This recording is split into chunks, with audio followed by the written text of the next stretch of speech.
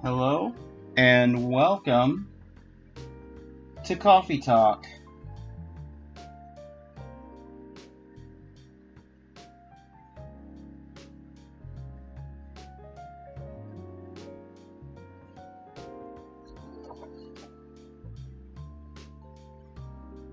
Give me a moment to finish setting up and we'll just hop into it. Last stream we did the first 5 days. Let's see if we can do another 5. I'll also preemptively apologize if the voices between part aren't quite consistent.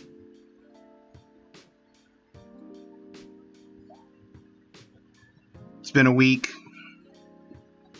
Don't remember exactly what voices I was doing for what characters. And there's only so much listening back that I can do beforehand to double check that I'm getting the voices right.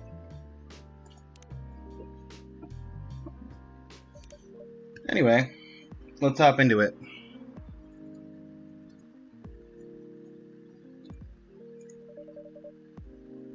Do you want to order anything else? I'm good for now. I'll order again once I finish reading this. Okay then. I'll leave you with whatever that is. Oh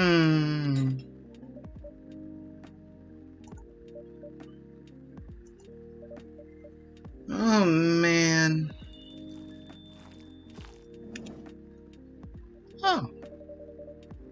Oh, Aqua. Fancy seeing you again so soon. Hi, Freya. Hi, Ninja. Good evening, Miss Aqua. How are you two doing? Same old. I'm good. How about you?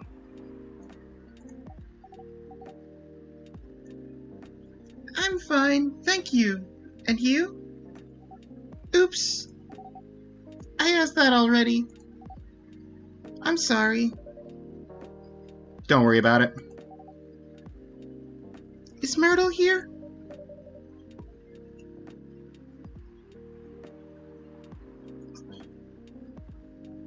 So far, it's only me and Ninja. We have you with us now, of course. Are you meeting her here tonight? Oh, it's not that.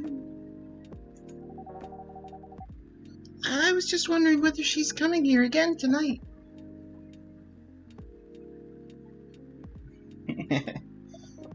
You know, just nerding out with someone for the first time, and you're like, let's just see if we can run into that person again. Fair enough. Fair enough, Aqua.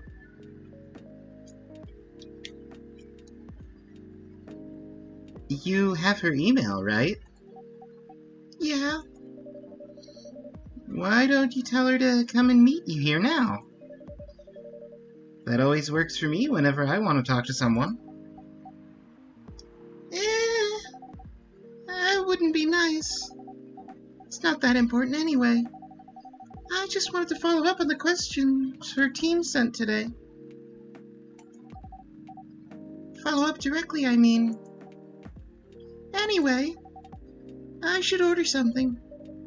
Take your time, Miss Aqua. It's alright, I'll order now.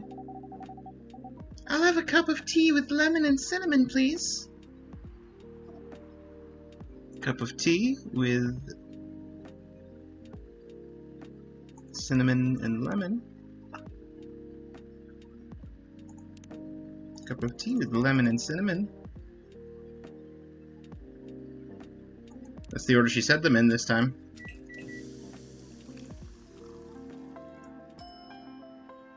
Russian tea!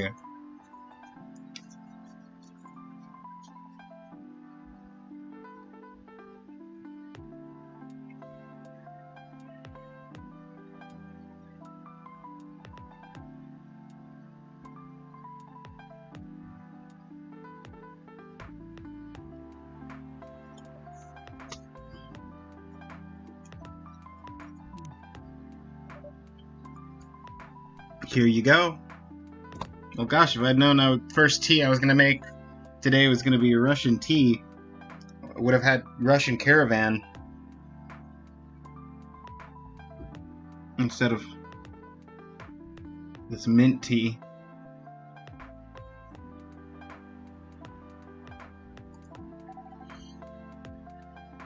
Oh, it looks so pretty. If I'm not mistaken, it's called Russian tea, right? Oh, you knew? I heard about it once. I'm pretty sure the only part that's Russian is the name. I mean, same for Russian Caravan. Well, okay. To be fair, Russian Caravan is because it was the caravans that went through Russia between Europe and China. But anyway. It was originally from a community cookbook or something. You're right. And you know what?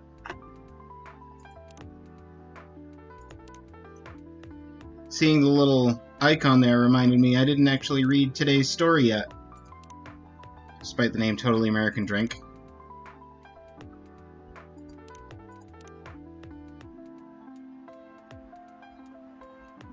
Ooh. A mermaid from Atlantis. Friendly introvert tea lover. Full Metal Conflict. General video games. Grandma? Favorite things, Grandma? That's nice.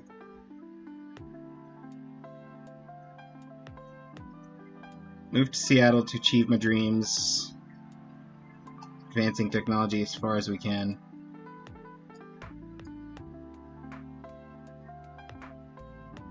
Okay.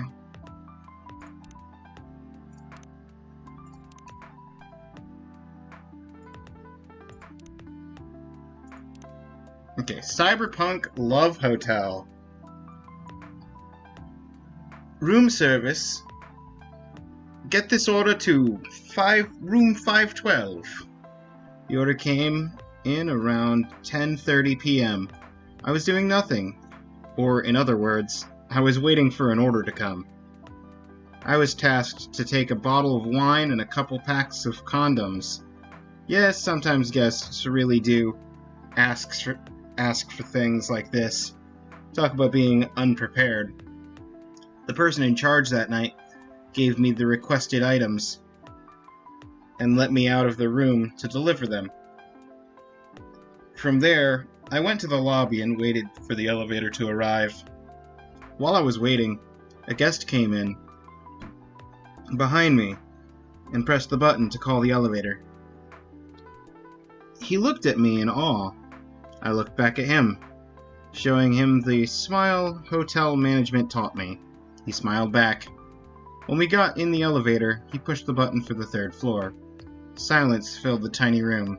As we ascended, the guest pulled his phone from his pocket and started recording me. This again? I thought. I didn't do anything about it.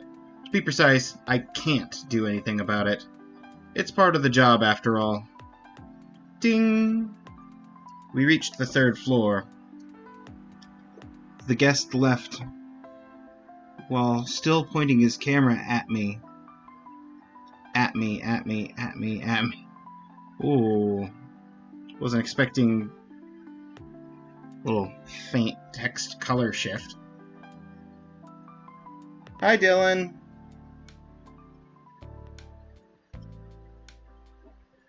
I just realized that I hadn't read the story yet. Got a fish waifu, it seems. Yeah, she showed up at the she showed up on day 5. So the last day of last stream. And then she came back day 6.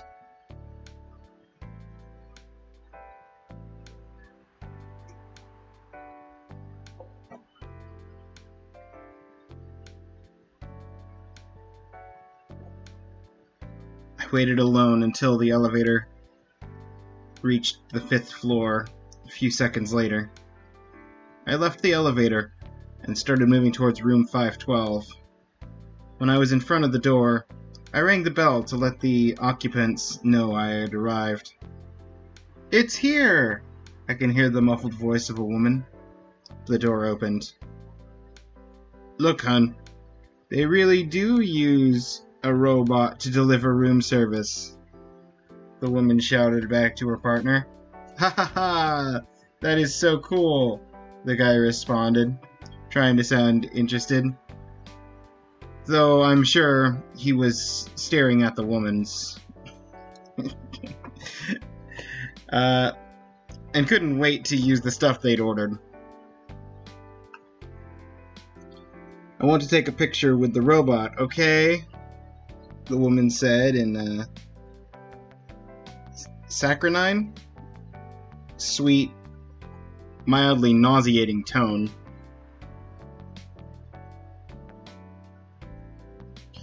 "Sure, hun. Wait, are you sure it's okay to just hug a robot like that?" Huh, turned out the man could still think with his big brain after all. "It's fine. I saw they even have a robot you can have sex with. I'm sure a simple hug won't matter," said the woman. "That's a different model. What's next? You're going to hug a Terminator?" I scream internally. "Say cheese then. 1, 2, 3, flash." "It looks so cute." I was hoping it might look more human-like, though. Maybe they don't have the technology for that yet, said the adult woman, who still hadn't grasped the concept of look but don't touch. "Okay, come on, darling. This robot has got other things to do. Let's just take our order and let it do its work." They took their order and closed the door. Oh, humans. How the hell did you people manage to survive for so long in this universe? I wonder as I trundle back down to my room.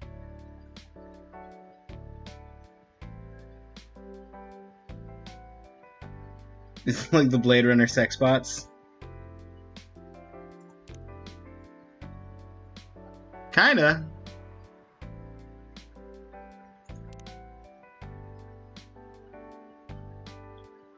Alright.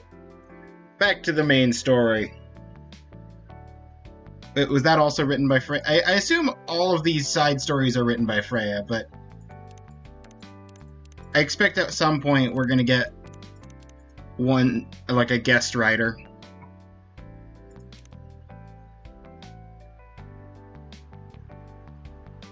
You're right. Whoa, that is highly specific. Fun fact to know.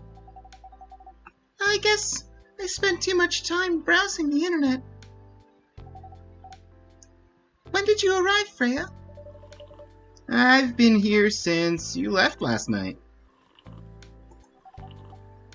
Bloop, bloop, bloop. Finish your drink first, Aqua. I'm sorry. I said you haven't left? I was just joking. Oh, that would be crazy. Why? Oh, no. I didn't mean to offend you or anything. It's just that you shouldn't forget to take breaks. You too, Ninja. Please make sure you get enough rest. Of course I will, Miss Aqua.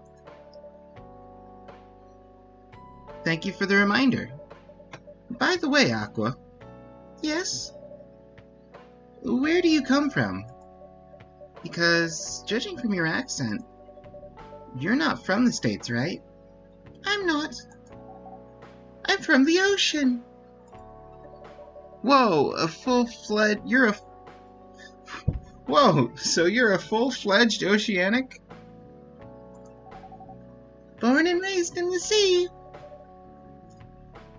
Why did you move here? Chasing the American dream, I guess.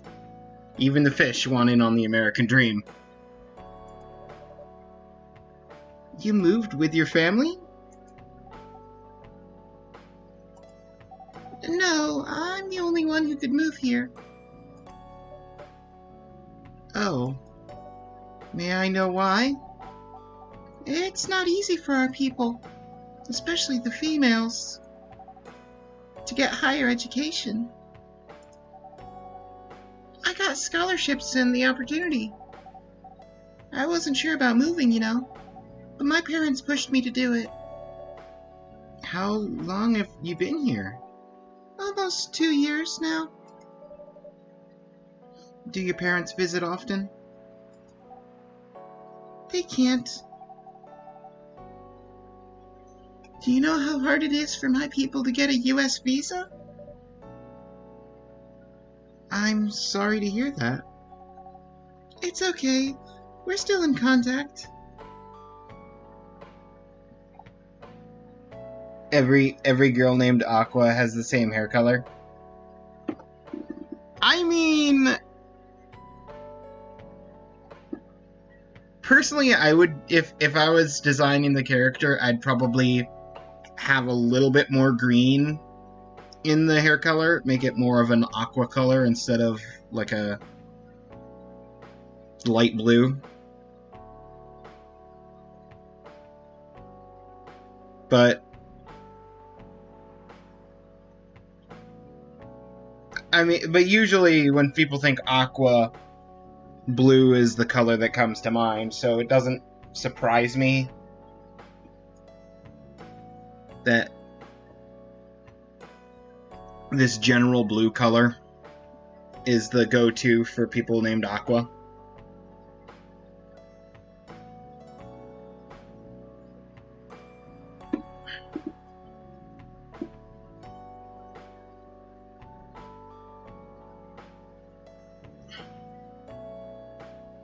It's okay, we're still in contact. We do a video call at least once a week. Do you have siblings? Of course. We are sea people. My extended family is probably as big as Seattle's population. Whoa! That's a lot. You really have that many relatives? Of course not. I was just exaggerating. But if you could count my grandpa's kids and grandkids, there are hundreds of us. Holy... How about you, Freya? Do you have any siblings? I have... not as many as you, I assume. I have a little brother. 4 years younger. He also lives in Seattle? No, he's living in San Francisco.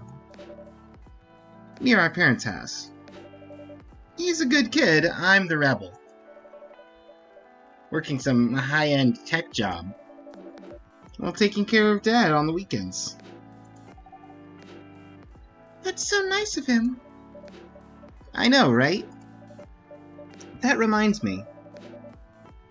I should visit my parents after finishing this draft. You should. Visit them while you can. I know. Anyway, I want to order something. Another espresso? You know, the usual. Coffee, coffee, coffee, coffee, coffee.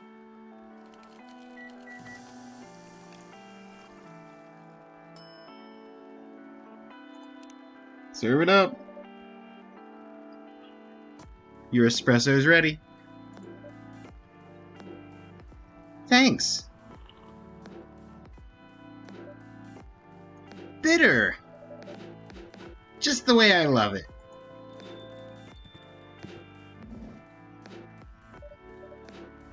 Good evening, sir.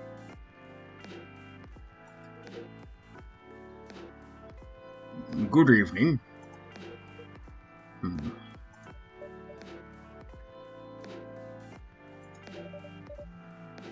How can I help you, sir? Ah, yes. I don't know what to order. Something to raise your spirits, perhaps? Hmm. Hmm. Hmm. Nothing you like on the menu? I can make you a custom drink if you like. Actually, are you familiar with STMJ? I'm sorry. Never heard of it. If you can tell me the ingredients, I'm sure I can recreate it. Ah, lucky me. STMJ stands for Susu Telur Madu Jahi. It's Indonesian. It means milk, egg, honey, and ginger. Okay, so milk, honey, and ginger plus an egg. Understood.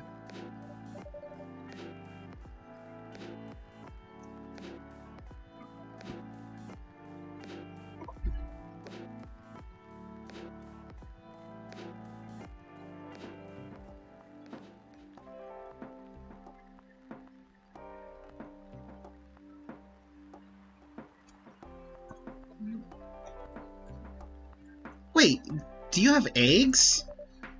I certainly have. They're not on the shelf, but I'll add egg once I've mixed the rest of the ingredients. I'd love that. 1 cup of STMJ, please. Milk, ginger, honey. Is this right, or is it honey ginger? Okay, it's ginger honey.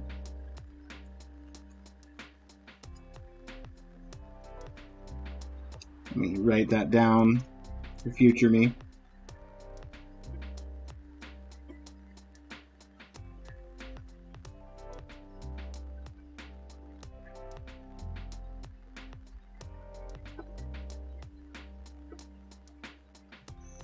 Although it does have the built-in recipe list. Here's your STMJ, sir. Ah, that smell. Brings back so many memories. It's quite difficult to find a place with a proper STMJ here in the States. I've traveled to so many places, and none of them got it right. You're the first one to manage it.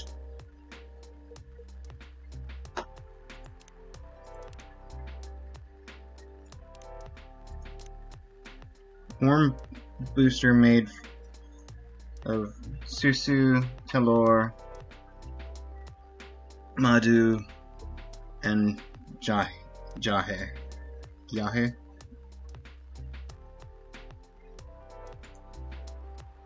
I have no idea if I'm even remotely pronouncing that right. I don't know how to pronounce Indonesian stuff.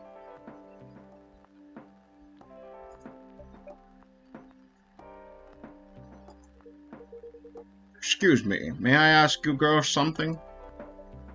Sure, ask away. What kind of things do you kids like doing nowadays? Excuse me? Aren't you college students? No, we're not. I see. Ah! May I ask how old you are? You're being creepy, old man. Go back to your chair and keep your distance. Oh, I'm sorry. I didn't mean to be creepy. Hey, Ninja. Who's this pervy old dude? I have no idea. It's his first time here. I want to be able to understand young people.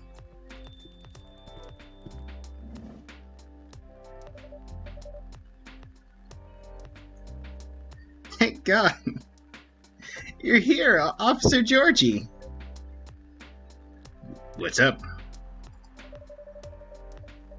There's a creepy old man trying to flirt with us. Where? You mean him? Yes, but not so loud. This man here is Rachel's dad, Freya.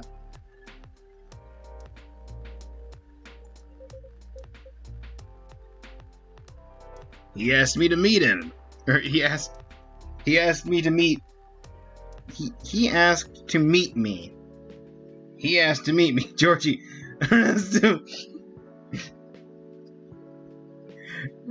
No, it's Rachel's dad. Look. He was just being awkward. He's just trying to find a way to relate more to his daughter. You remember Rachel, I'm sure, right? The French beret wearing cat girl.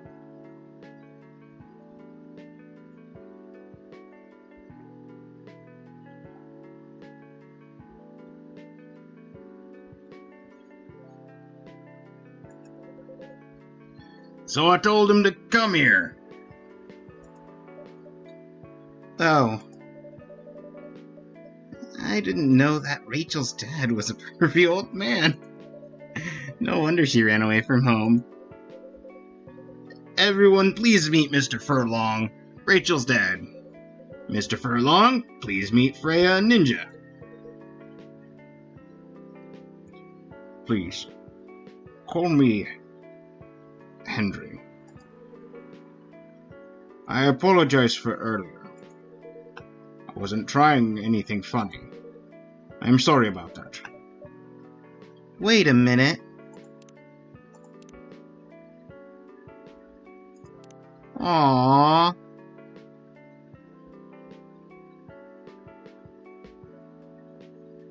His profile picture is just him holding his little girl.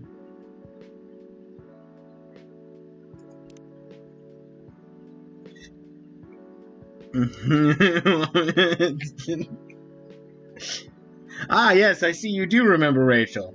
Of course. Wait a minute. Your name is Henry Furlong. Yes. And you're Rachel Florencia's father? Yes. Furlong? Florencia? Why do you have different last names? What are you trying to pull? Florencia was my late wife's maiden name. Oh. I'm sorry. Rachel chose it for her stage name.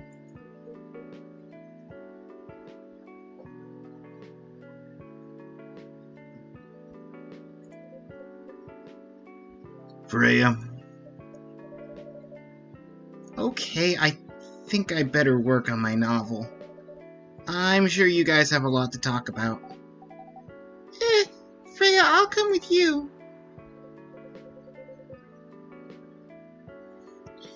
Anyway, what was it you wanted to talk to me about? It's about Rachel. That night when you drove her home, was she hanging out with shady people? Well, I think one of them was a bit shady. Hey, I heard that! What? I'm not a criminal! I'm just kidding. She was in this coffee shop talking with Freya Ninja here. She wasn't in any danger. Are you sure? What about before that? Whoa, calm down. Is everything alright? It's just that I feel like she's getting more and more distant. I don't know how to talk to her anymore. Or even what to talk about. I don't know what kids her age are into nowadays. Every time we talk, we ended up fighting.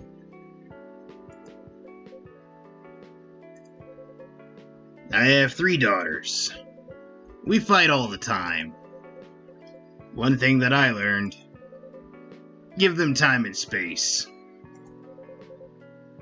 But be there when they need you.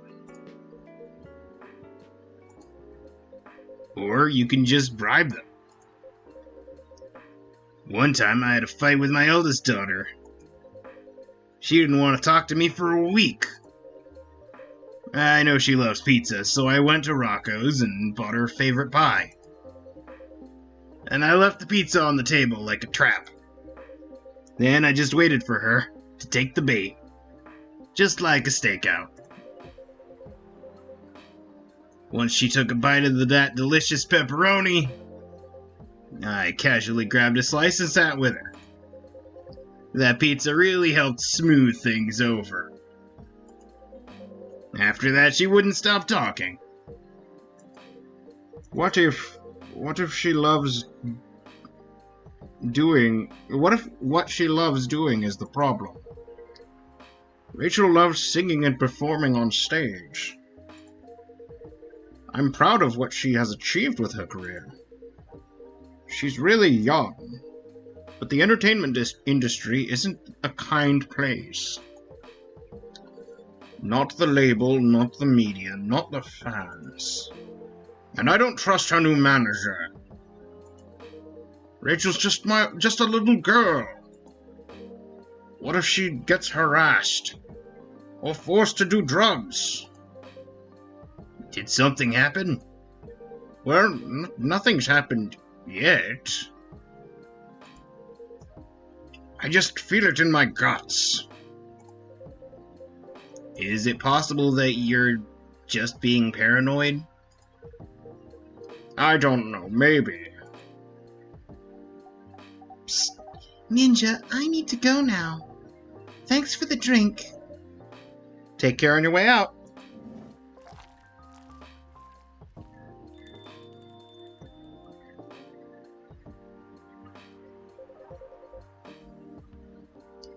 Well, I can't just find... Well, can't you just find another manager?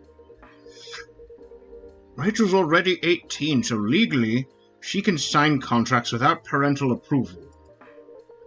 I've been trying to tell her to quit, but every time I brought it up, we just ended up fighting. As a parent, there's really nothing much we can do, other than guiding them and being there when they need us. Sooner or later, we'll have to trust them to make their own decisions. And with everything we've taught them, hopefully they'll make the right choices. What if she made the wrong choices? I can do a background check on that manager, if that will ease your mind. Please do. Okay, give me the name. It's Morris. Last name Lester. Morris Lester. Got it. Oh, hey, I know this tune. It's Claire de Lune. Although it's got like an extra like jazzy bass thing thrown on the back of the song.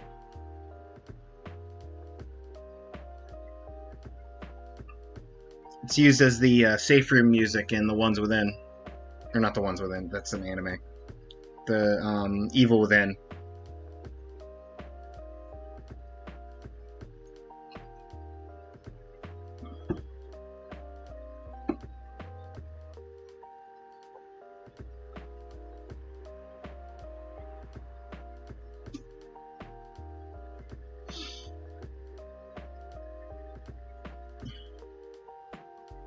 Oh, isn't he the guy in today's paper?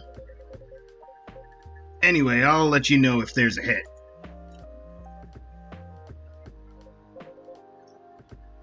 Hold on, I gotta take this. I just got a call. I gotta go. I'd love to talk more about this with you. Let's meet again soon. Wait. You have my contact details. Call me if you ever need my help. Wait! Look, when a cop's gotta go, a cop's gotta go.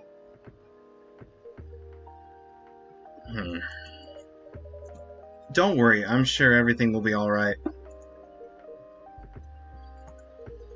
I used to manage a girls' band. I've seen bad things happen. That bad? Yeah. I was against her joining that pop group at first. With my wife, Rachel's mom. She convinced me to give it a chance. Ever since she's been gone, I don't know how to talk to Rachel. With her wanting to do more of her own stuff, I don't know what to do.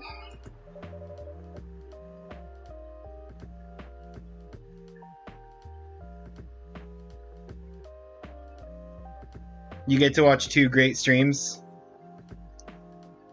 Chain Maddows to mine, and then I go just long enough for you to chain to Chupcakes.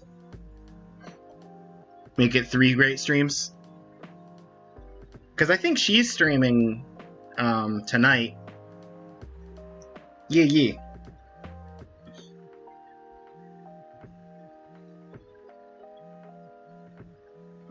What do you mean by her own stuff?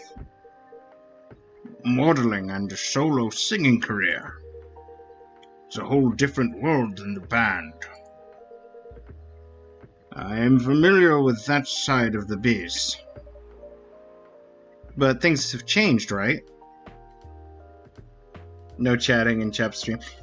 I know. 3 weeks. 3 weeks and you're past whatever that random month buffer is.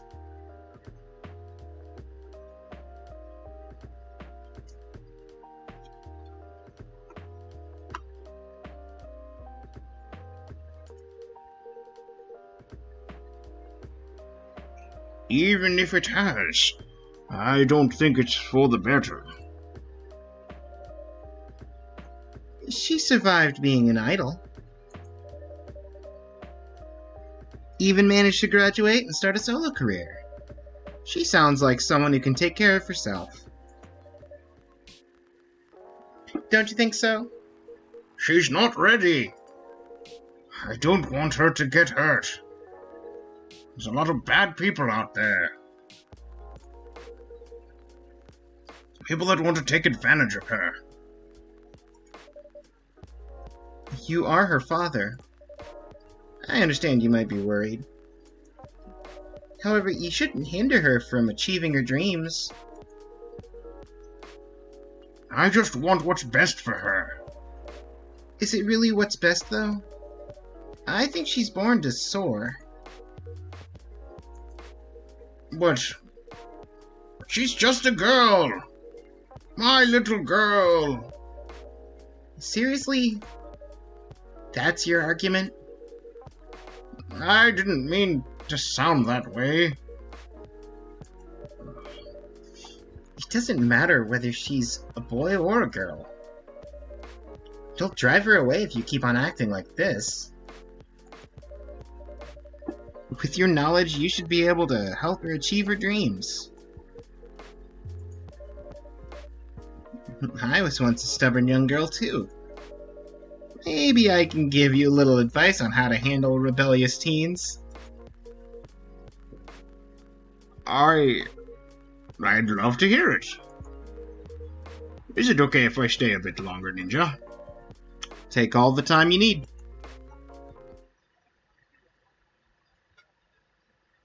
Ooh. dark chocolate. Warm and calming darkness.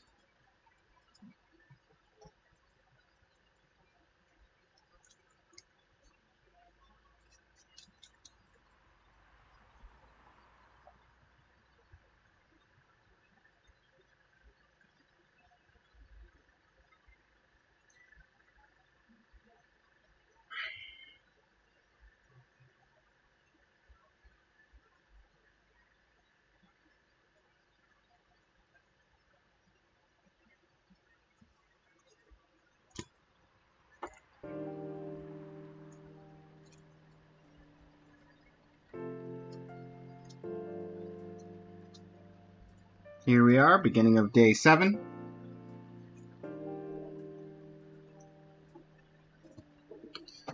Monday, September 28th.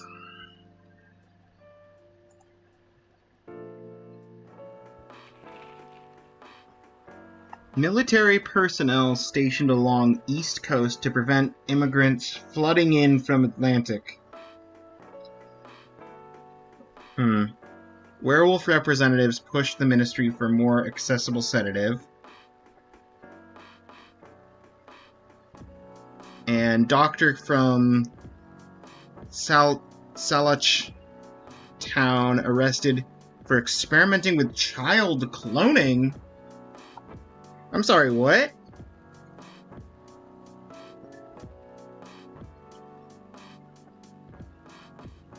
Yeah, day 7. Last stream we did days 1 through 5. This stream I started with day 6. And we just finished day 6, so now it's the beginning of a new day. Day 7.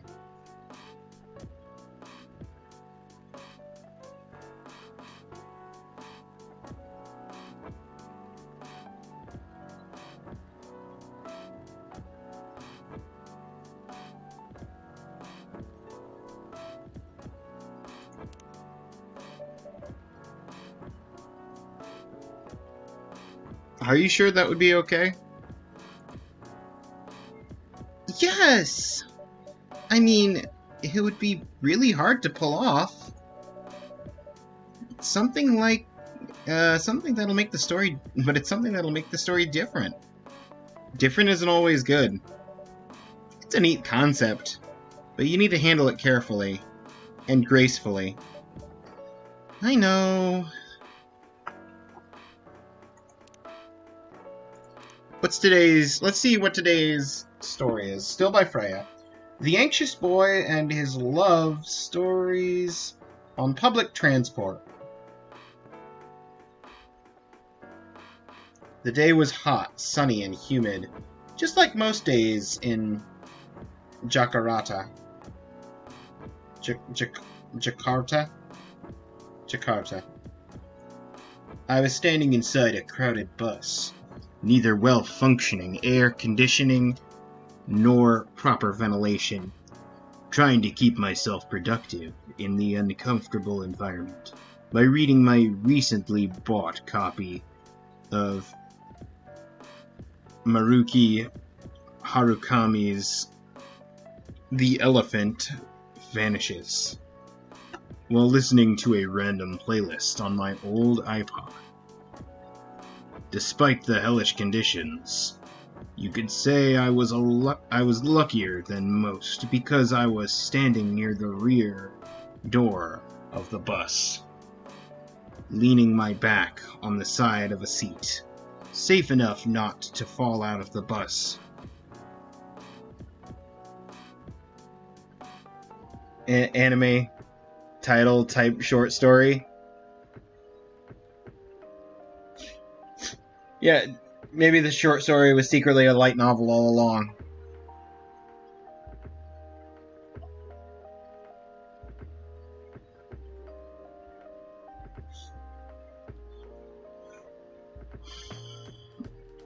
I was luckier than most because I was standing near the rear door of the bus, leaning my back on the side of the seat, safe enough not to fall out of the bus, breezy enough not to breathe freely. As mentioned, I was on... Oh, good grief, this is going to be a long scroll. As mentioned, I was on a public bus in Jakarta, so naturally I need to be wary of my surroundings, mostly keeping my belongings secure from pickpockets and other human pests. I glanced around the bus several times. I saw between pages, and that was when I saw her. It's hard to describe her. She has no specific characteristic to differentiate her from other women. She was like the perfect example of the girl you walk past, unseeing, on the sidewalk every day. A girl you might glance at for a second, then a few steps later it would be hard to even remember her hair color. Never mind what her eyes, nose, her mouth looked like. She was standing near the front door of the bus, not leaning on anything or anyone, not touching the bacteria-infested hand grip on the ceiling of the bus, although to be fair, it might have been hard for her to reach that grip anyway. But still, she stood there with the perfect balance of a tree rooted in healthy soil. She stood as if somebody had silently put the Venus de Milo on the bus, and she somehow fit perfectly without anyone noticing it happening. She was wearing a pair of earphones, wired, just like headphones were supposed to be, and a slight smile on her face. Sometimes she closed her eyes for a few moments, enjoying the music only she could hear.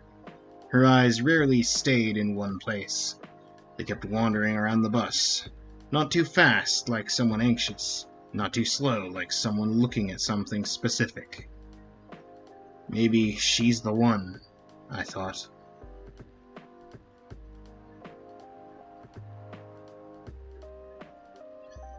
This isn't the first time a thought like this has crossed my mind.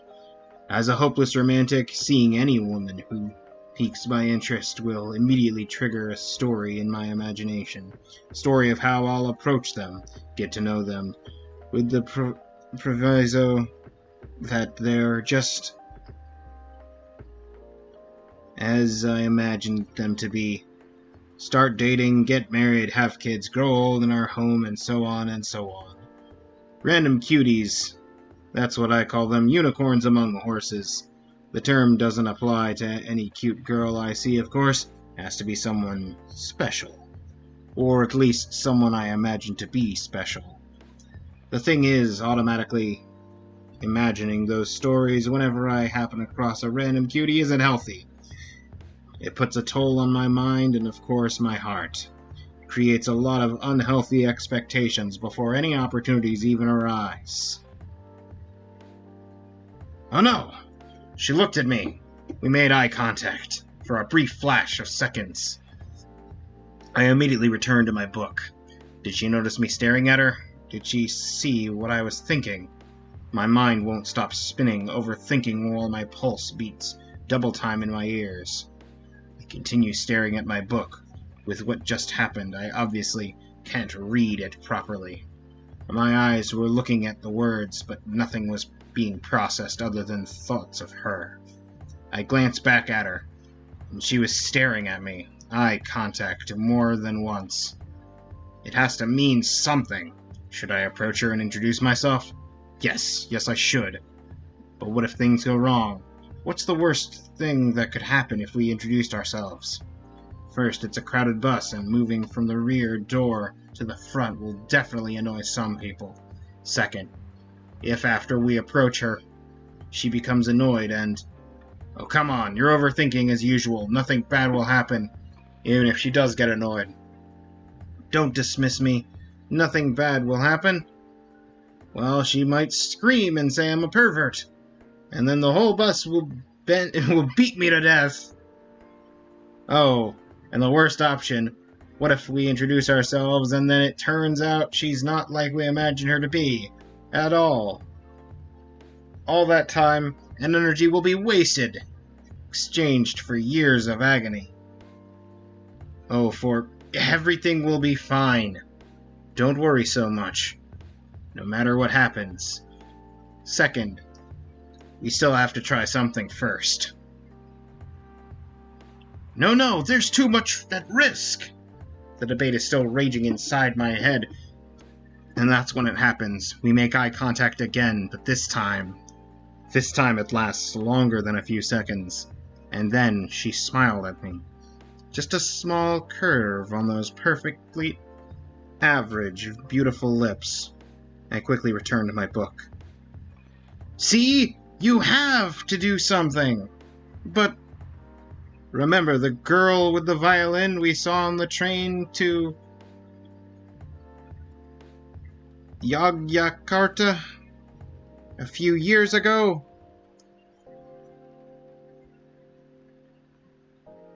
I just got an achievement called 24/7, a beat to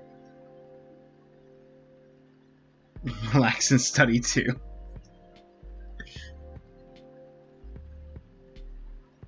Is that for basically staying on one screen while listening to an entire song track? Probably. But this is a long story. Of course I remember! Exactly! She was just a random person that sat across from you on the train. We don't even remember what month it was, and yet we still remember the maroon coat she was wearing, the violin case she put in the overhead compartment, her reddish hair in that pixie cut, her... Stop it! That was different! And we might have saved ourselves a lot of embarrassment by not talking to her. The thoughts, the noise, the internal dialogue, it won't stop. I was sweating, but not because of the heat. A cold sweat. This has to stop. Stop! I screamed internally. Everything stopped. And just in time, my old iPod randomly shuffled to Explosions in the Space. Explosion in the Space is the only moment we were alone. I cranked up the volume, my book in my bag, and just breathed. Yes, I might lose the chance to meet the one by doing this, but at least, as long as I don't know her, she's perfect. As far as I know, she might be listening to Explosions in Space. As far as I know, she might be a big fan of Harukami and Final Dreams 9. As far as I know, she might be single. As far as I know, she might be 100% perfect match for me that I believe can't exist, and my knowledge of her goes any further than what I know right now. Besides, as the old saying goes, if it's meant to be, it will be. The bus stopped in front of the plaza. Sunyan, my destination. It was time for me to go. I decided not to look in her direction as I left, knowing that if I looked at her, it would be the last time I ever saw her. That's too hard for a hopeless romantic like me. I left the bus and enjoyed the warm sun and the breeze of fresh air. Finally out of the metal Schrodinger's box. That's when it happened. I turned my head to the right, and there she was, standing alone, enjoying the breeze. Now she was free of the roasting metal box we humans named a bus. She turned her head to the left, showing a glimmer of surprise at seeing me standing there. After that, she smiled. So, if it's meant to be, it will be?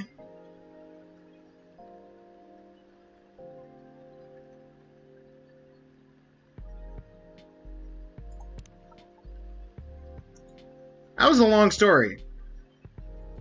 But it was interesting. I'll give Freya that.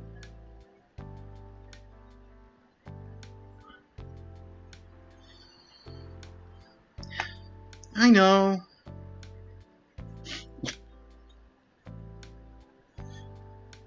story was long enough that over the course of reading that story, we slowly dropped from 3 viewers to 2 viewers down to 1 viewer on the viewer count.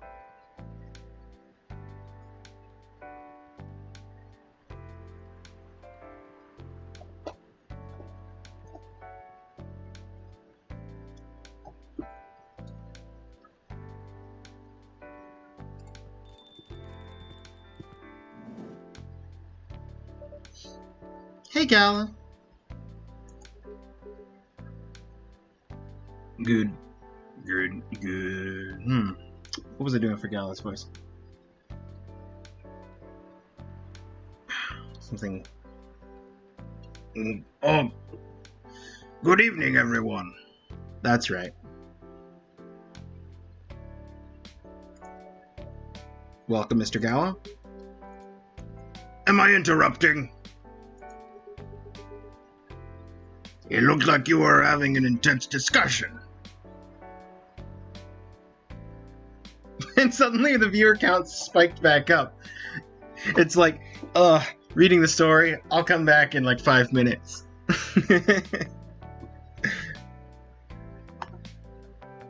Welcome back, everyone. Or welcome new people.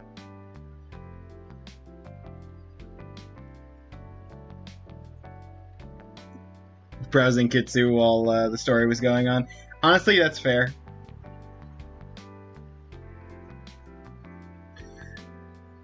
Looked like you were having an intense discussion. It's nothing. Ninja was just giving me feedback. It's for the book I'm writing. Sounds like a heavy discussion. What are you up to tonight? I'm just planning to sit and relax. Please, don't let my presence interrupt you. Oh, don't worry about it. Although I need to interrupt Ninja for a moment. Sure. How can I help you? Can I have a cup of... You remember my remedy? Of course. Do you want to give it a try again? My last order might have been the right drink. But let's give it a try again, just to be sure. Okay. Remember, it has tea and ginger. Yeah, I remember the tea milk ginger.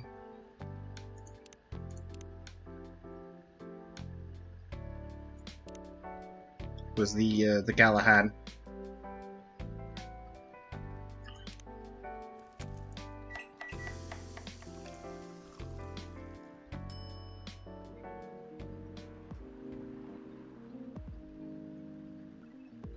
I like the latte art, even though this doesn't have latte art as an option.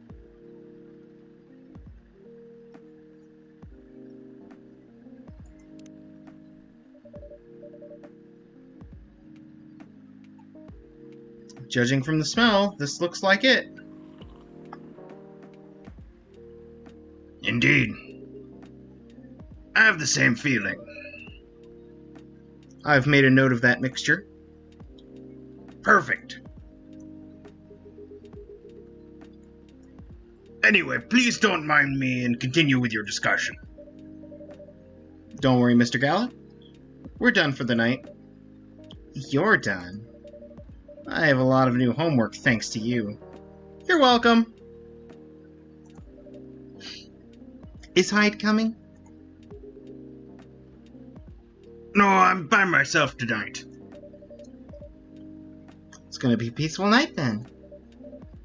That means... No, that's mean, Freya.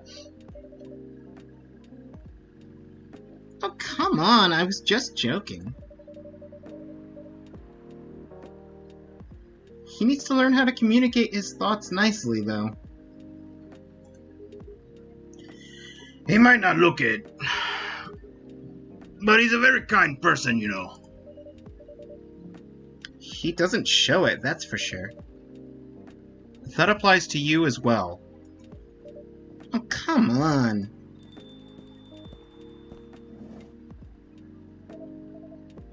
Good evening, everyone. Welcome, Mr. Baileys. Heya. How are you doing, Freya? Not good. What's going on? Ninja was just criticizing my story. It's called feedback, and you asked for it? It's cruel. It's necessary. Sounds interesting. What's the problem with the story? The story is non-linear and quite complicated. Imagine a choose-your-own-adventure storybook, but for adults. Sounds pretty common so far. But instead of telling you which page to turn to, each decision you make will give you a score. What? That score will determine which page you should go to. That sounds more like a video game than a book.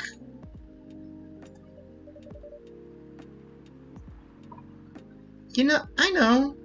It's not that original. But my target here is the mainstream audience. Huh.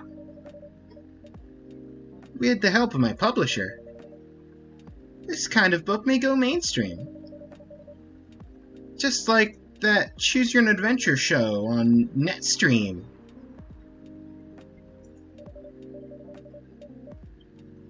It was nothing new, but because of the marketing and the names involved, it reached the mainstream market. That sounds interesting. And highly ambitious, Freya. At least it's simpler than my other idea. Which is? Making the novel not in the form of book, but in the form of story cards. What? I know, right? As if she has all the time in the world. And that's before even considering the sensitive issue of setting the story in a world where only humans exist.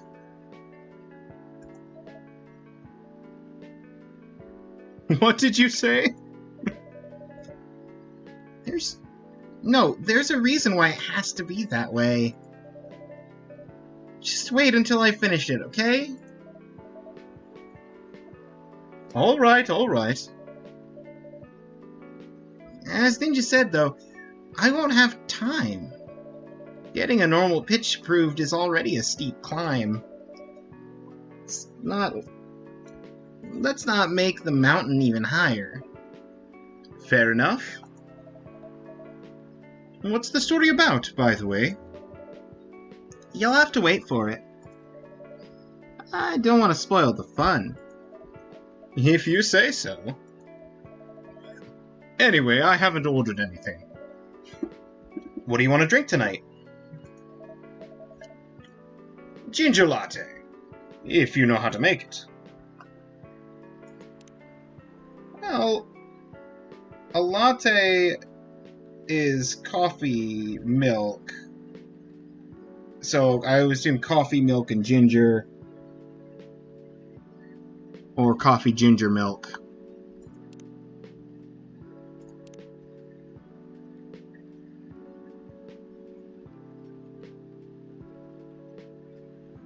Trying to heal myself by helping other people heal.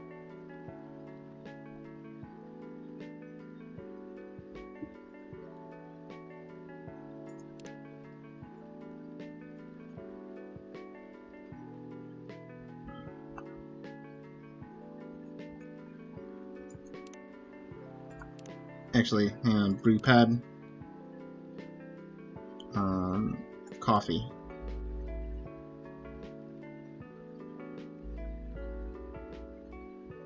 Let's do coffee, milk, ginger.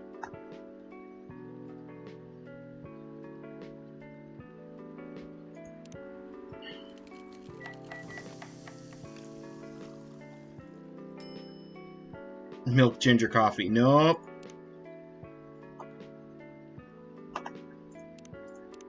coffee ginger milk. That's a lot more bitter.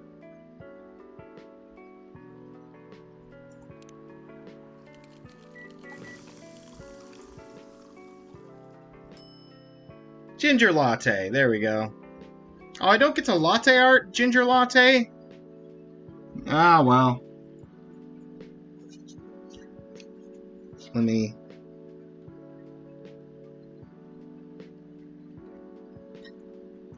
Is coffee ginger milk.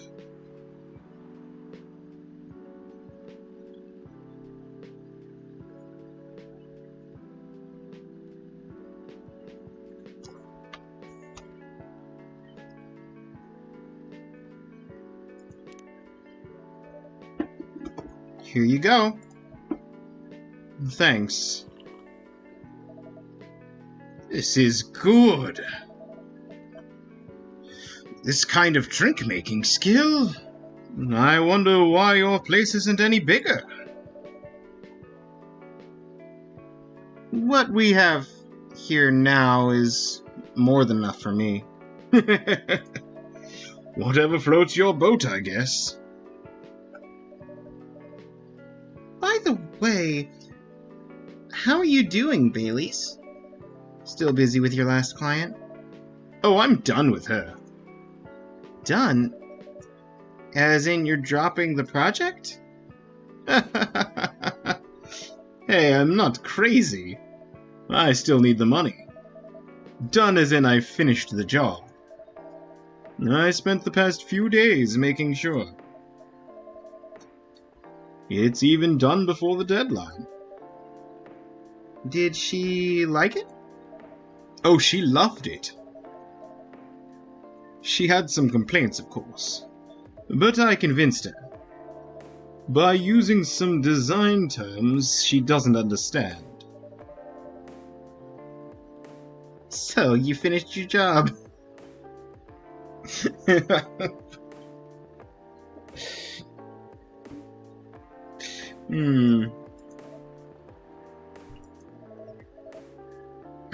Only the finest, my lady. That's one survival skill every freelancer must have.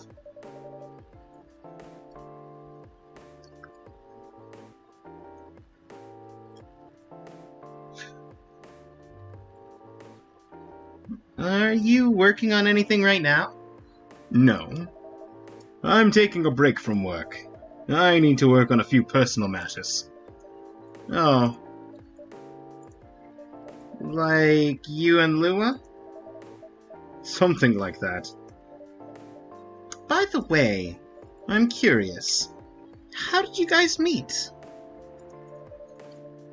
If you don't mind me asking. I don't mind. It's just that.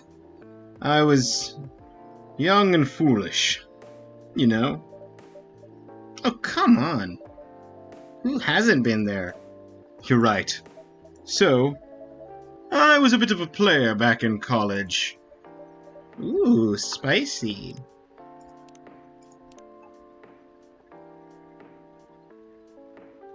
Yeah, okay, Bailey's.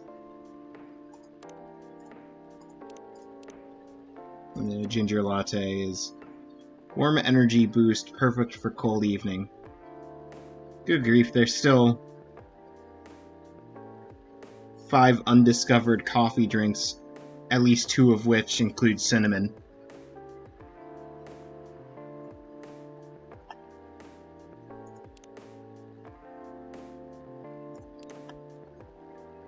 Three more milks, 4 more chocolates, 4 more green teas, 3 more regular teas.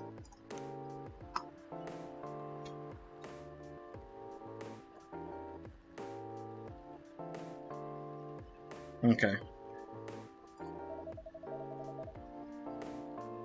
And I was going after my then best friend's girlfriend's friend. That's a lot of friend. My friend? Wait, what? Okay, I'll say it slowly. I used to have a best friend. He was an incubus.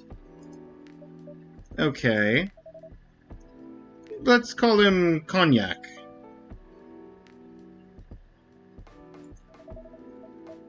Cognac has a girlfriend. Still following. And that girlfriend has a friend. The friend is the one I'm after.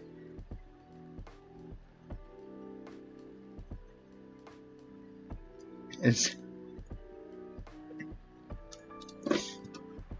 just having a good time over on Discord right now.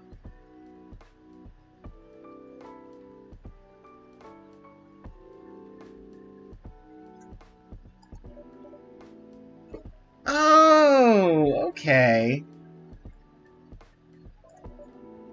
Got it. She was one of the hottest girls there. But everyone knew she wasn't the type of girl you'd want to date. Why? I don't want to get into details. But this succubus was super hot. And all the guys wanted to sleep with her. She was a player, too. Huh? That doesn't sound like Lua at all. Because it wasn't Lua, genius. Huh? Lua was my friend's girl. Holy moly! This is getting spicier. The other girl's name was... let's just call her Rose. Continue. I knew Lua thanks to her relationship with Cognac. That's a fake name for you. That's a fake name you made up, right? Yes. Now, will you let me continue without interruptions? Okay. So I asked Lua a lot of things about Rose. She knew what I was after. It annoyed her so much. But I kept bothering her. I mean, I was pretty active guy back then.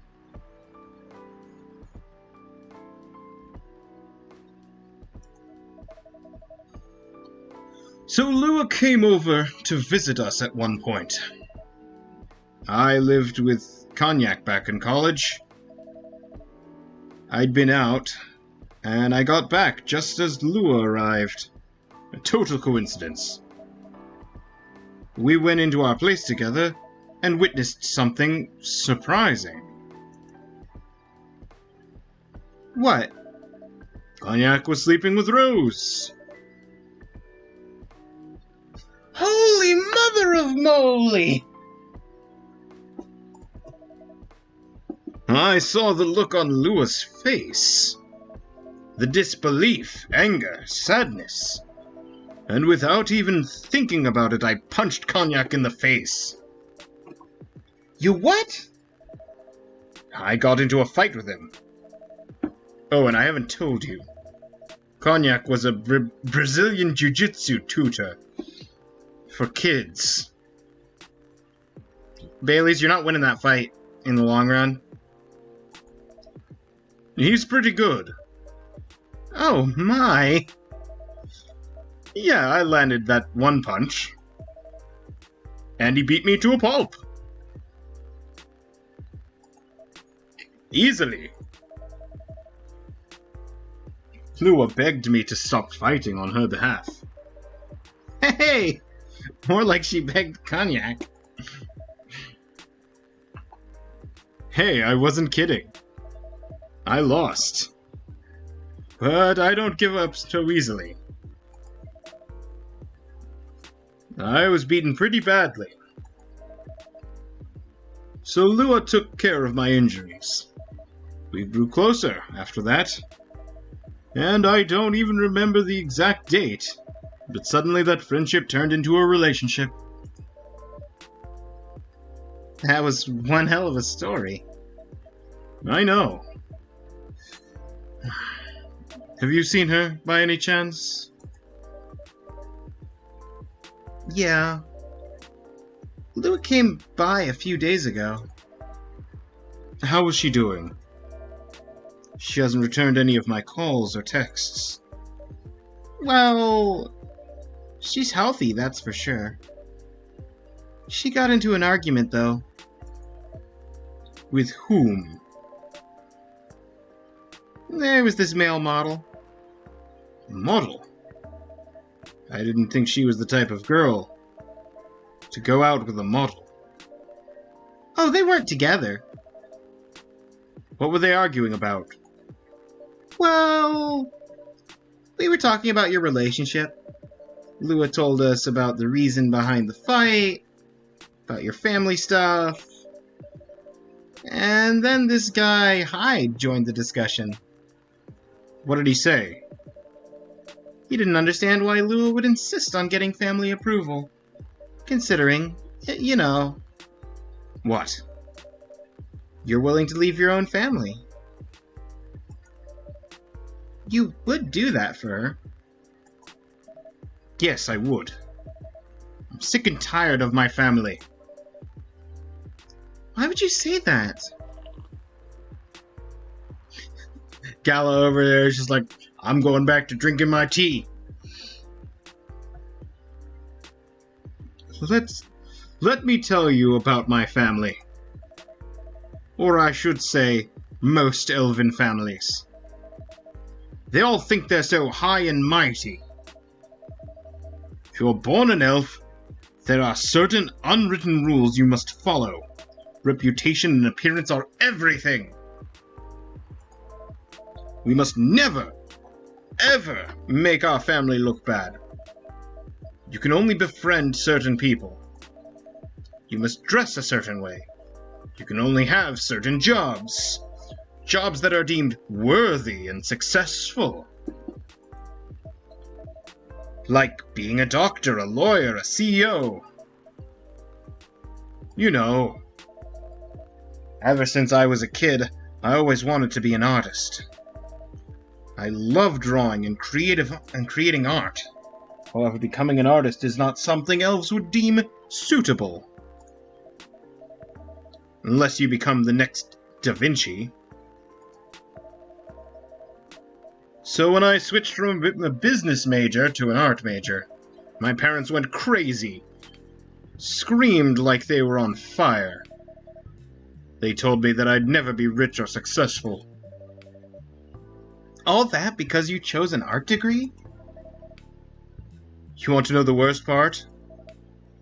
They blamed Lua. What do you mean?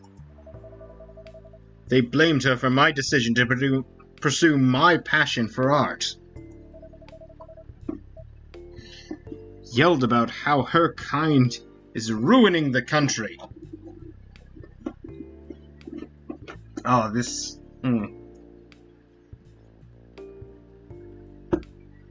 Bailey's just hit me with a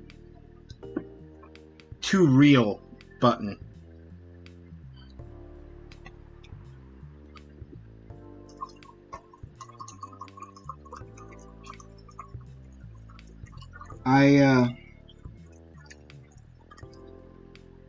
Cool.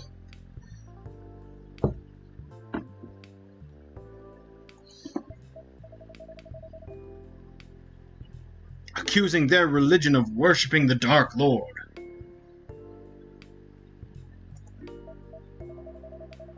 Accusing her of putting a spell on me and cursing the family.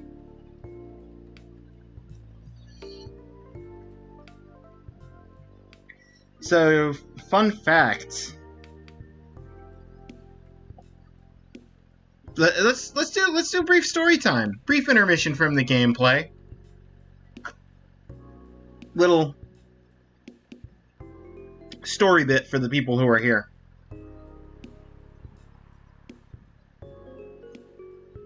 The first time I went off to college, I went with one of my best friends at the time. And the two of us went And we were both poorly underprepared. Ended up failing out and all that.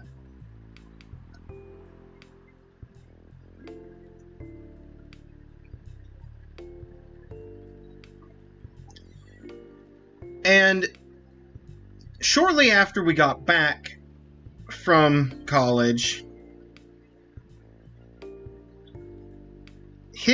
he came out as gay. And his parents, not the kind of supporting parents that would really accept that. Of course, since I was his roommate in college, I was seen as the bad egg that led him astray, even though I myself am not gay. Clearly, it was my fault for putting a spell on him and cursing his family, essentially. So, yeah. Whole situation with Bailey's and Lua took a very real turn.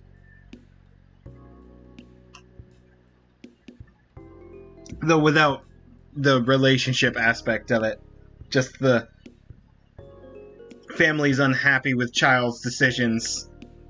So family blames someone the child knows.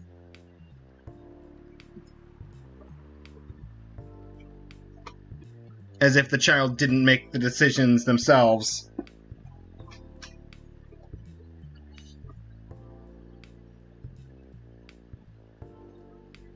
Fun stuff. Anyway, back to the game.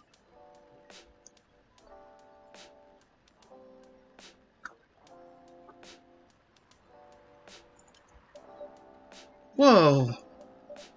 I mean, come on. This is the 21st century. That is so not cool. I don't want to sound judgmental, but your family is racist.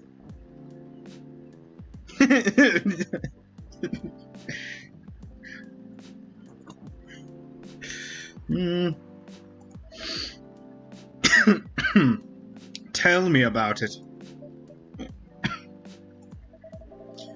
Lua is the only person that can make me feel alive. She showed me how I can be free and pursue my dreams.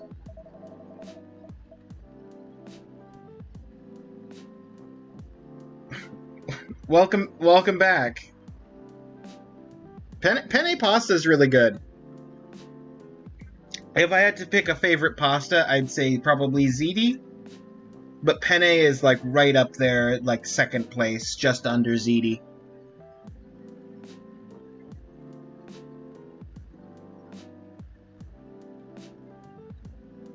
You missed my little story interjection of how I personally relate to what's going on with Bailey's and Lua right now.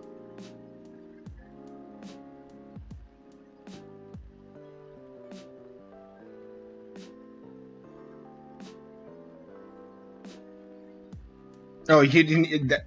That's how long you've been away from? I was just saying, oh, you having fun on Discord? It wasn't much of a response, but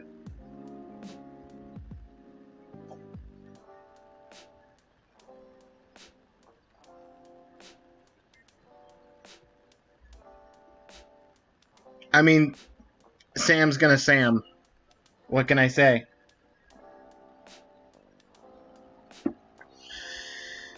I don't understand why Lua is so obsessed with the idea of reconciliation with my family. I just don't get it. I have no problem leaving my family, you know. I would happily leave them for the both of us. What about her? What about her and her family? You may be happy to leave your family. However, it may not be the same for her.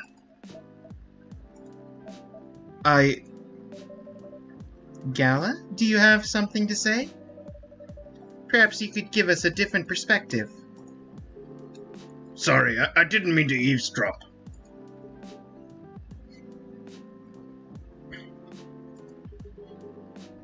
I couldn't help overhearing your story. He's a good man.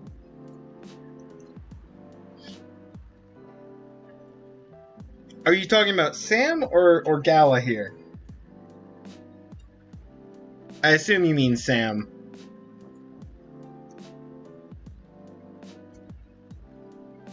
Not that Gala's not a good man, but yeah, Sam, okay.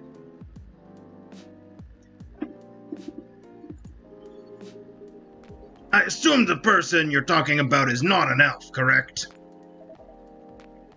Yes, she's a succubus. I see. I'm a werewolf. For werewolves, the wolf pack is the most important thing. We'll put family before any other. We often have our own problems within the pack, but we won't abandon our family for anything. Perhaps that's also true for her and her family.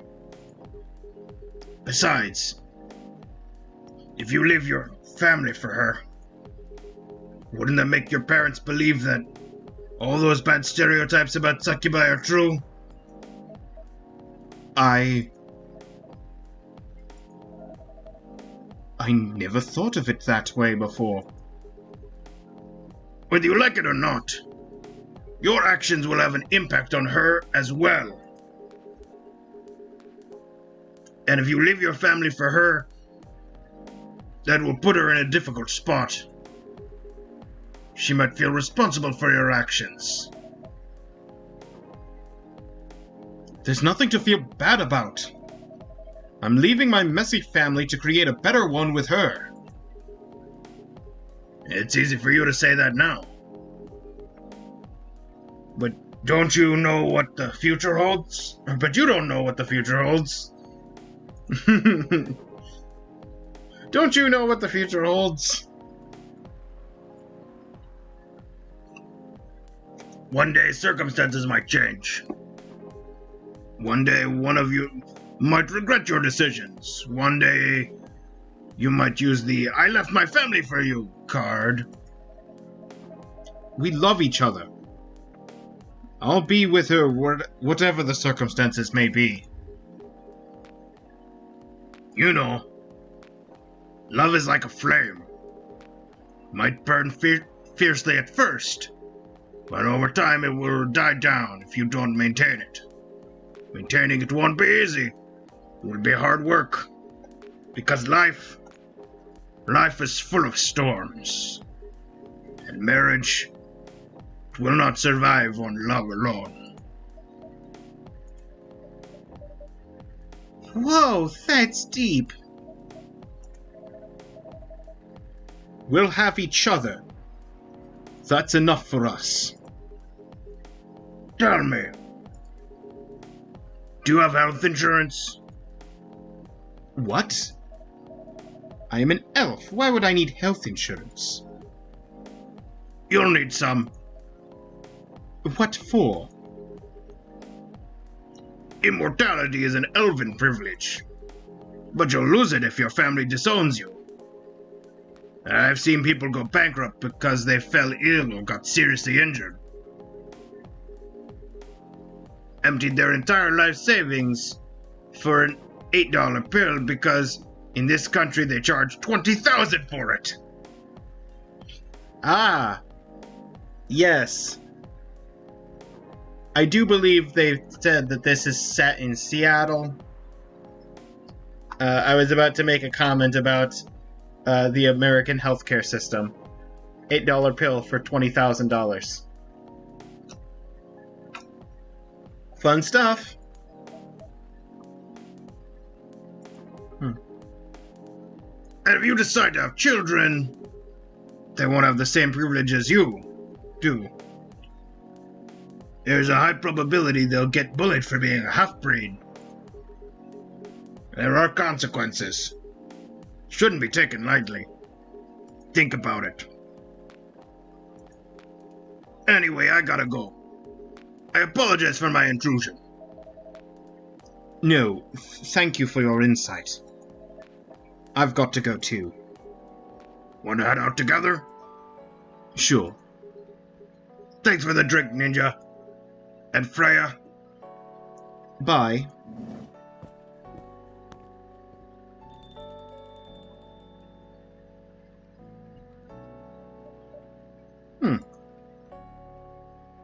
What?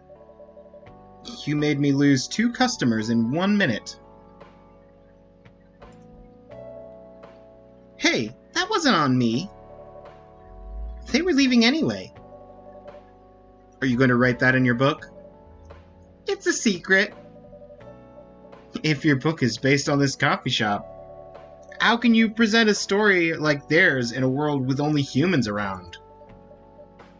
I'm not sure. Perhaps a hot drink will give you some inspiration. Sounds like a great idea.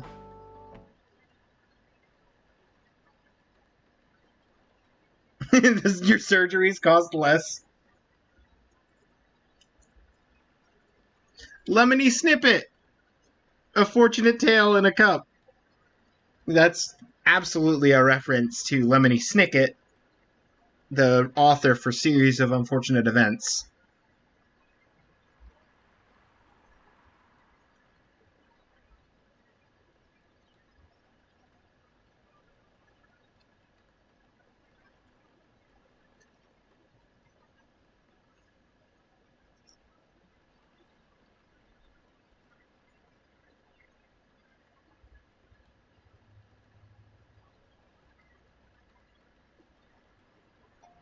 It looks like lemon milk and honey would be my guess. But I can't imagine lemon and milk would mix well, because milk tends to curdle with citrus.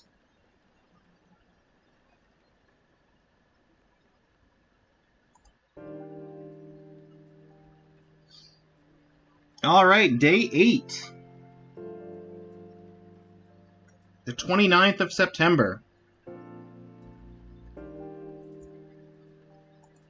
What's today's headlines? Who vows to stop major hospitals selling Fury sedatives illegally? Oh,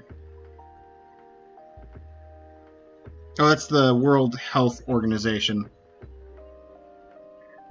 That's always been the weirdest acronym for me. The World Health Organization. Who?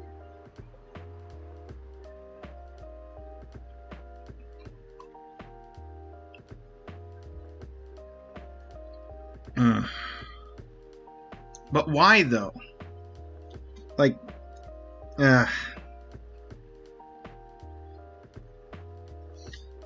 Coachella 2020, 10 reasons why you should go. And sports tournament in space might be only a few decades away. Can you imagine doing sports in space?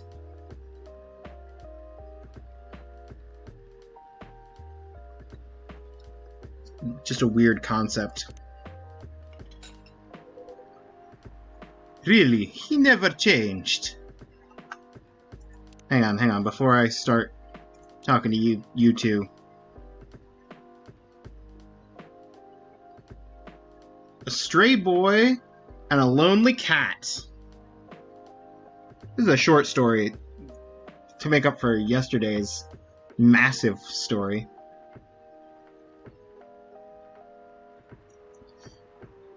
Midnight, the boy arrived at his home.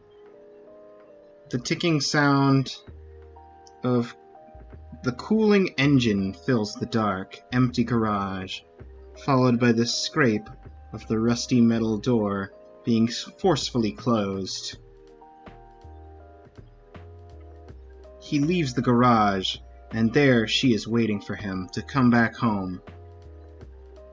She always waits in the same spot, Around the same time, the boy always smiles when he hears her. The cat calls the boy, demanding the treatment she always receives from him. The cat calls the boy, demanding the treatment she always receives from him every night in the same spot, around the same time. He laughs quietly as he walks up to join her. "You've been waiting for me, haven't you? Here, come here," says the boy to the cat. While he pets her fur, the cat purrs loudly and refuses to stand still. She dances around him, stands up tall on 2 feet, rubs her head against his shins, and shares her affection while enjoying their nightly routine, until suddenly the boy decides that their interaction is enough for today. He stands up, walks away from her, and closes his door. The cat understands that their time for the day is up. They both return to their own lives. The boy did not give the cat something to eat, and the cat did not sleep next to him to help him relax, for she was not his, and he was not hers. I'm a natural at cat noises. Thank you.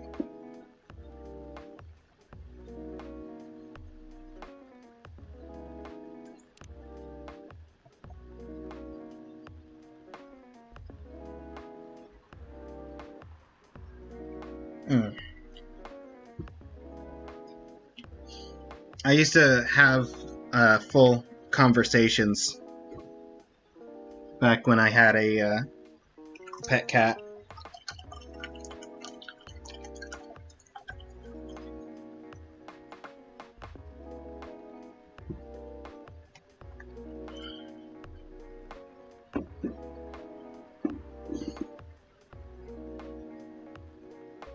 He really never changed. I know.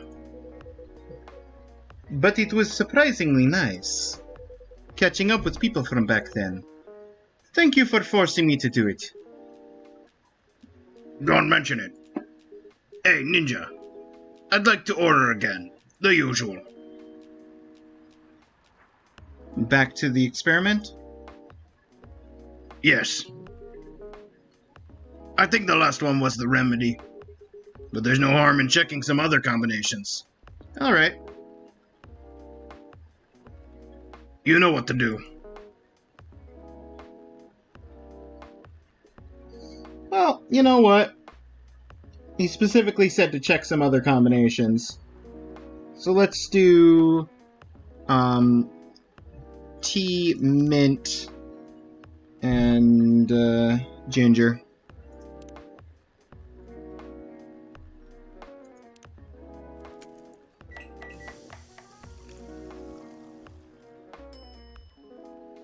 Mint ginger tea. No, it's tea ginger mint.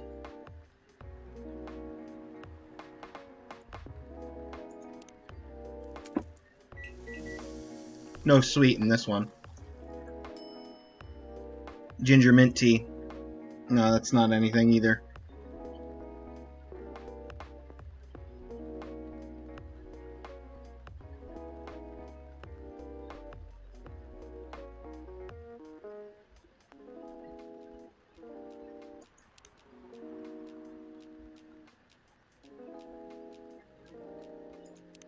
Tea ginger.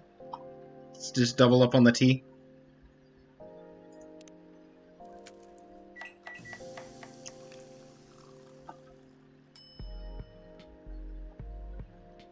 It's just ginger tea.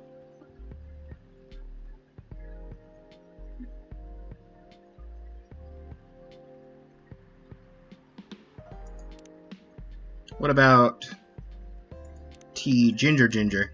Double up on the ginger.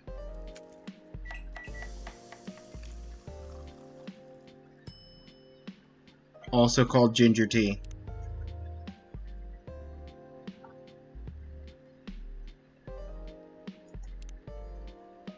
Tea Milk and ginger. Oh, that's literally...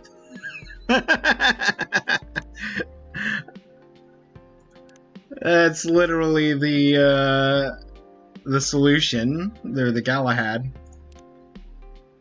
I was like, why does this feel familiar? Because it was. Tea, cinnamon, ginger.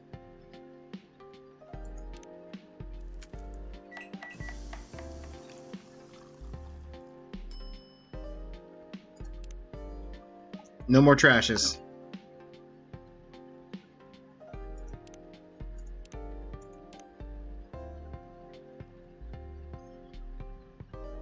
No, let's just double up on tea and then throw in the ginger. A little less bitter. A little more cool.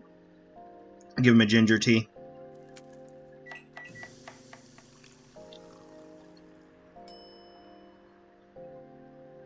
Serve it.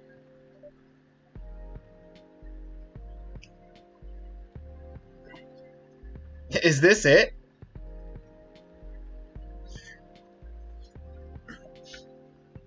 That's a nice little achievement. Try this. Thank you.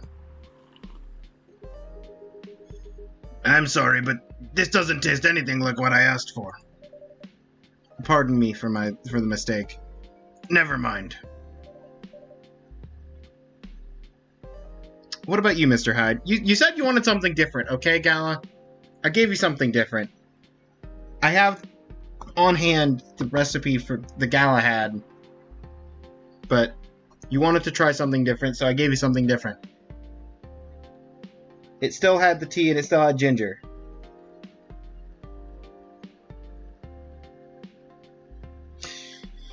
What about you, Mr. Hyde? Would you like to order anything else? I'm good for now. I couldn't help overhearing you both. Sounds like you two go way back. Well, we do, I guess. He was my bodyguard. Oh? Didn't you meet here?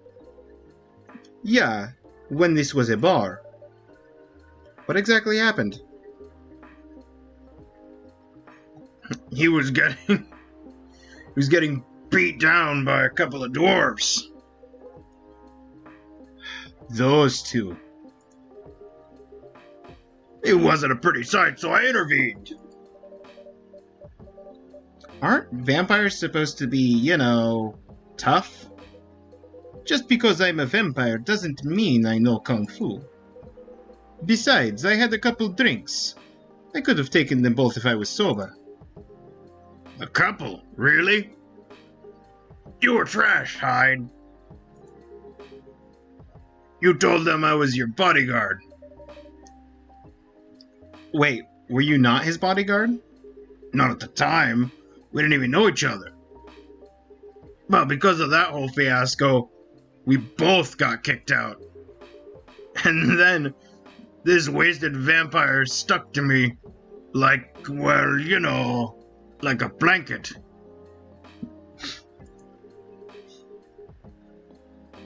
Obviously, he was too drunk to drive, so I hailed a cab. Turns out, he was also too drunk to tell the driver where he lived. And I was stuck with him until morning. Thanks for not leaving me on the street, Gala. Those dwarves could have killed me.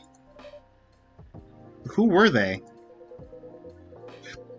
I'm not going to confirm or deny anything, but it's possible they may have had ties to the Mafia. And I might have lost some of their money on the stock market. A lot of their money. Yikes. They wanted to launder their money, their dirty money. They wanted me to launder their dirty money, so I decided to screw them over instead. Yeah, I overheard what they were talking about before the fight started. I knew Hyde was innocent. That's why I helped him. He might be annoying, but he's not a thief.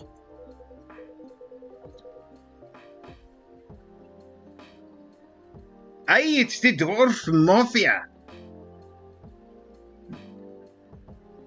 Yeah, we haven't seen any dwarves. When do we get a dwarf to come to the cafe?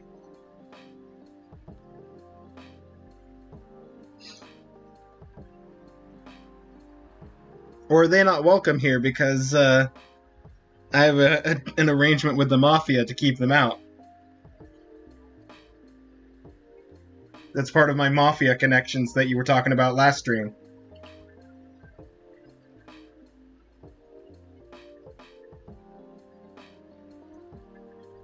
With a stroke of luck, the universe sending me a guardian angel in a time of my need.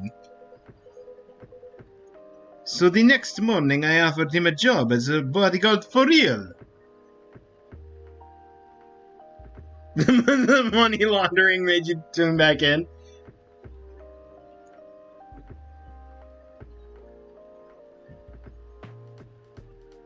It's fine.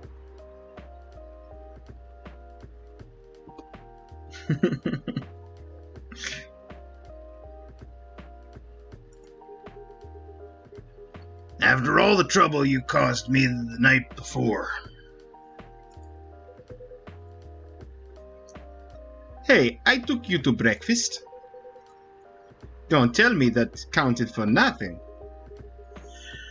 I have to say it wasn't my proudest moment. I was broke. Breakfast was an offer I couldn't refuse. It was the late 60s, mind you. It wasn't easy finding a job, especially for people like me. Werewolves? War veterans. Ah, I see. So, how did you go from working as a bodyguard to working in the hospital, Gala? Well, when he was working with me, I noticed... Hide? I'd prefer if we skipped that part. I'm sorry, but I don't want to go into any details about it. Just have it in the background. It's a great stream.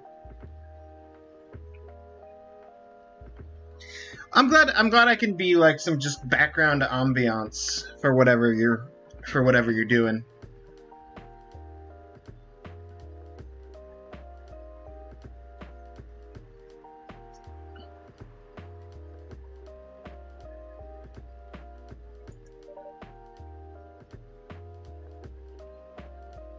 Apparently my voice is pretty nice to listen to, or so I've been told. I'm not a big fan of it myself. It's alright. Forgive me for asking. I don't mind telling you the quick and dirty version. Long story short, he helped me with something. Let's just say something from my past. Thanks to that help, I found a new purpose in life. Helping other people live. It is? You agree with that?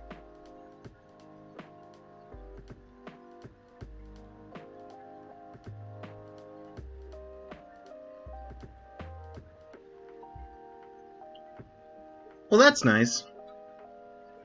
Thank you.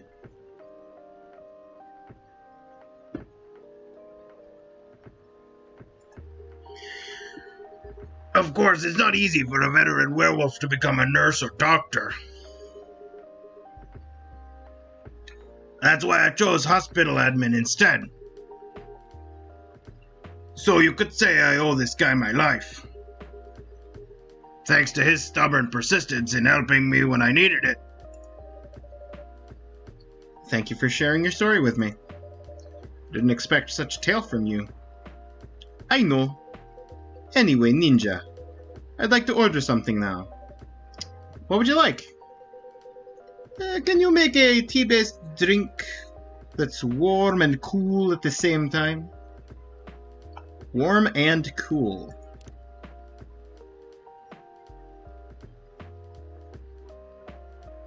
I guess mint ups the cool, and then tea does or lemon does as well. So does milk. Okay, so Tea mint milk. No. Tea milk mint. That's pretty good. If I do tea milk, that just increases sweet. That that is a nice balance between warm, cool, and bitter. That gets the warm but not cool. That gets the cool but not warm.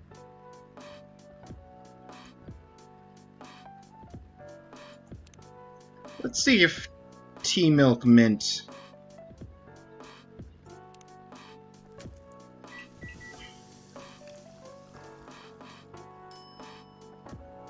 That's just milk mint tea.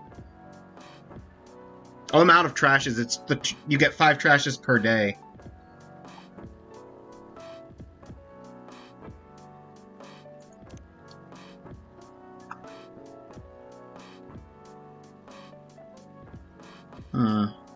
What do I want to do for latte art?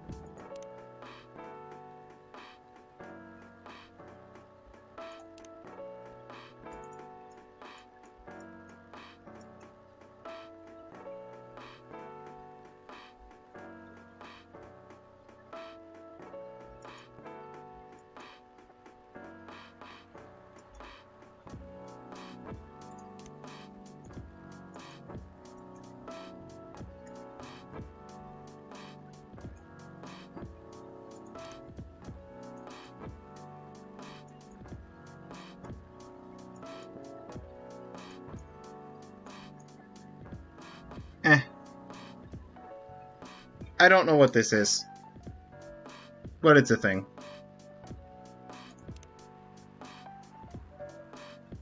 Here's your order. Exactly what I wanted. Whew. By the way, it feels like this place is missing something today. I haven't seen her today. Oh, hey, would you look at that? Huh, speak of the devil. Hello, good people. And one vampire. It's good to see you too. Freya? By the way, we were just talking about you. Oh, really? What about me? I was just surprised you weren't here. Is that how you pick up girls young enough to be your granddaughter? That won't work on me.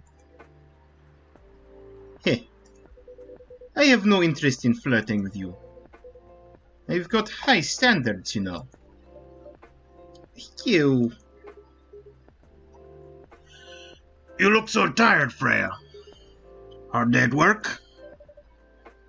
How could you tell?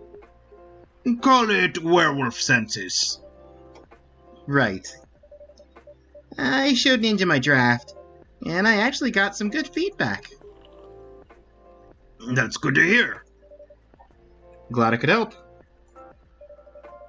So I spent the whole day rewriting stuff. And I also did some stories for the paper. Overall, it was a good day. That's good to hear. But please, don't forget to take a break. It's easy to get carried away when you, by work when you're on a roll. Will do, sir. And speaking of hospitals, how's your hospital admining life going? That's not even a word, Freya. Actually, I'm not even sure what you even do there. It's pretty boring to talk about, but mostly I handle operational stuff happening in the hospital. Things like how much our specialists cost, and how much it affects our income. I also deal with patients and their families. If they require intensive care, such as operations, I go through what we do and how much it would cost them. Kind of like biz dev for people's lives, then. You could say that. That sounds complicated and hard. That's why I'm suited for my job. Someone who gets very emotionally attached to patients would find this job pretty tough. Whereas heartless people like my friend here only see it from a business perspective. Good point. Why do, people rarely talk about your kind of job? I guess most people don't really notice we exist or think about the necessity of it. Exactly. It's an interesting job, yet no one talks about it. Maybe because most admins are just like me. We rarely talk about work outside the hospital. Why? For me, I just don't find any reason to. It's the patient's personal lives anyway. Such professionalism and loyalty. You should keep hold of that mindset, especially in front of this lady here. He needs to be a bit less loyal, though. Hide? You've been doing this job for a while, right? Almost 50 years now. Whoa, I didn't know that. Wait. 50 years in the same position? Uh-huh. Holy... Ask for a promotion, man. They keep offering me new positions. Mostly managerial. Take it. Not interested. Why? It's not something I want. Besides, as I've told them before, I fit perfectly in this position. But the salary must be better if you take the promotions, right? Of course. But what I get at the moment is more than enough for me right now. And I still get raises while I'm doing this job. I really can't figure you out. That's Gala for you. Anyway, my shift's starting soon. It was nice catching up with both of you. Are you gonna stay, Hyde? Yeah, I'm still enjoying the vibes here. I'll see you in a few weeks then, I guess. Yep. Safe trip. See you around, Ninja. And you, Freya. See you. Take care on your way.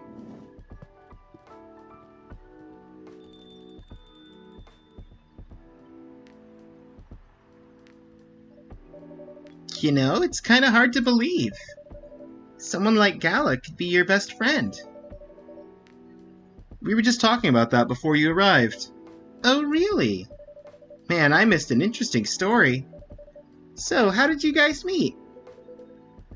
Seriously, I have to retell the story? Yes. Come on, you're not going anywhere, right? Huh. Alright then. We met in this place back when it was a bar. Whoa! I never knew Gala used to be in the army. I mean, he's got the build to be on the front line. Still though, why did he make the jump from, how should I say this, a very physical job to medic? Well, he's not comfortable talking about it right now. But you know why, right? Are you trying to squeeze the story from me? Obviously! He doesn't want to talk about it. That's him, not you. Seriously, Freya? Come on. I won't get into details, but going to war, it messes with your head. Oh. You see why Gala doesn't want to talk about it? Huh? I don't get it, but it must be difficult, especially back then. The only thing he was confident in was his strength. So he only did work that relied on his muscle. That wouldn't help him get over his trauma though, right? Of course not. But it was the only thing he could do. Or at least, it's the only thing he thought he could do. But you hired him for his muscle. Hey, I didn't know at the time about all that at the time. Besides, he's good at being a bodyguard. And we weren't that close yet. So no personal feelings. I needed his strength. But then I got to be interested in him. Interested? I think he's a cool person. That's all. And after a few months, I noticed his problem. I suggested he talk about it with someone, seek help, which he refused. No surprises there. But I kinda pushed him to do it. How? It's complicated. Eventually, he did go to get professional help. Of course, I have no idea what happened in his therapy sessions, but in the end, he found a new purpose in his life. He quit working for me. And not so long after that, he started working at the hospital. And he's been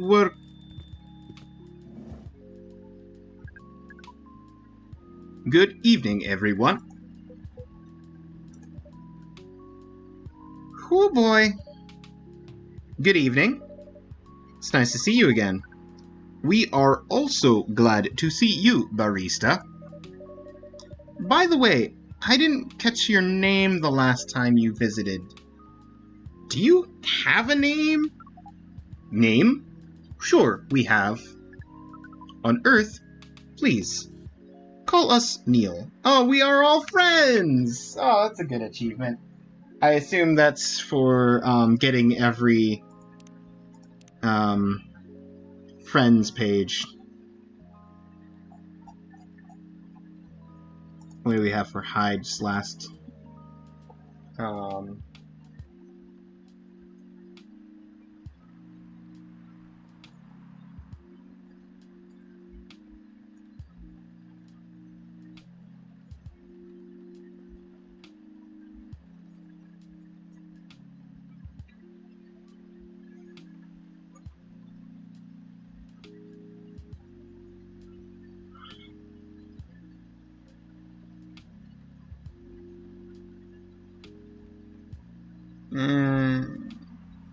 Blood sober for 10 years now.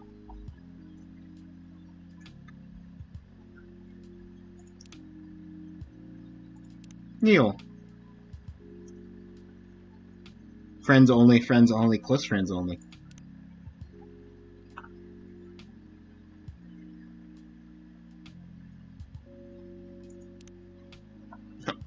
On Earth, please call us Neil. Neil? Yes, Neil. Is that your real name? Of course not. Oh, of course not. Due to the nature of our communication, we do not really need trivial things like names to interact. But from what we have learned here, it seems like the name Neil has a lot of associations with Earthlings' efforts in intergalactic exploration. Ah, I get what you mean. I believe we did not meet the last time we were here. I saw you from afar when you left the coffee shop a few days ago. So, hello. My name is Freya. You could say I'm a regular here. And you, sir? Hyde. You come here often? For someone who doesn't live in Seattle, yeah. Oh, you are not from around here. Neither are we.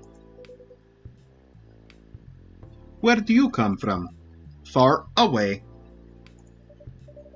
By far away, you mean a few thousand miles or more? More. Much more.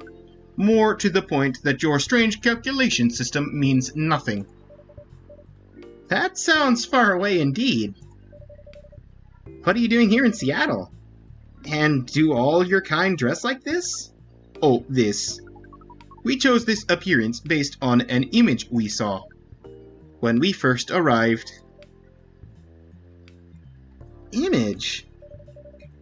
Ah, the Hermie Gendrew album cover.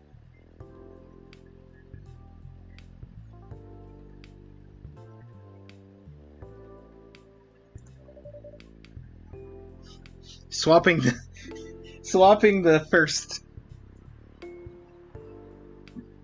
beginnings of the first and last names messes with my brain a little. No wonder you look familiar.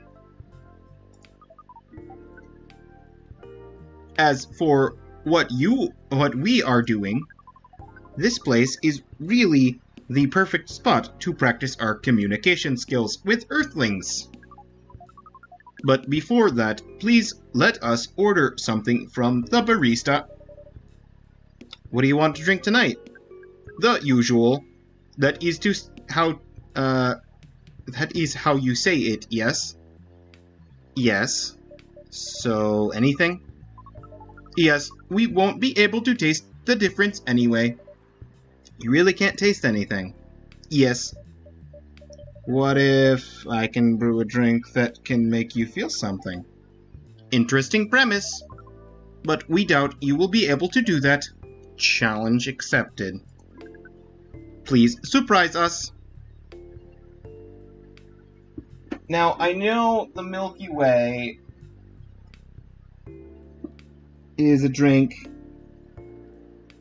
that is milk, mint, and honey.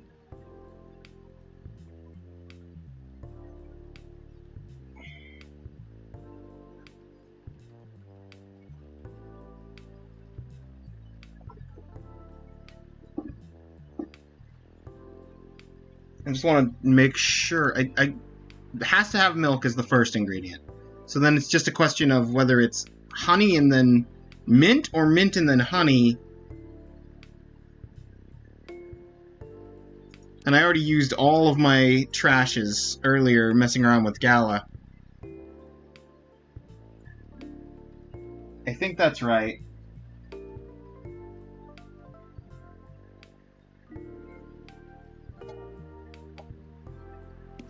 Milk, honey, mint.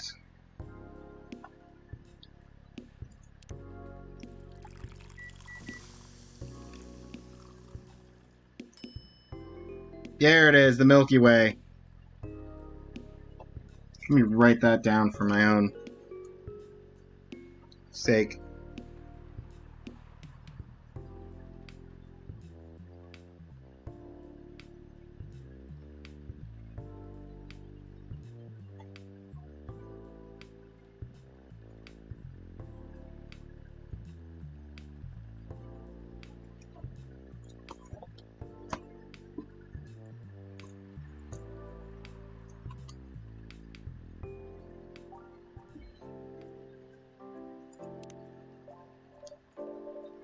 Let's see. I hope they got this right. Thank you. What the? Interesting. Yeah. Sweet and cool like outer space.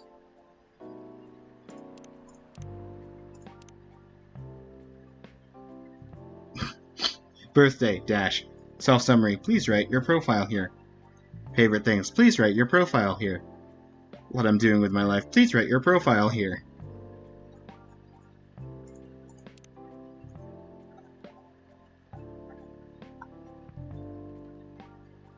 So I'm 1 away on Gala, 1 away on Bailey's, 2 on Rachel, 1 on Myrtle, and 2 on Hendry.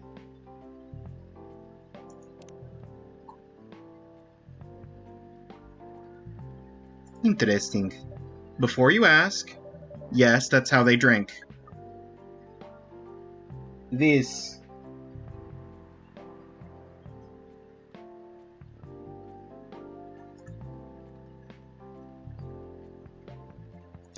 Ooh. Red, yellow, color flashes. What is this? We have never been able to taste anything in our life, but this is a breakthrough. We have to report immediately. Done. Thank you so much from all of our kind. You are one interesting person. Thank you. That was a compliment, yes? Normally, yes.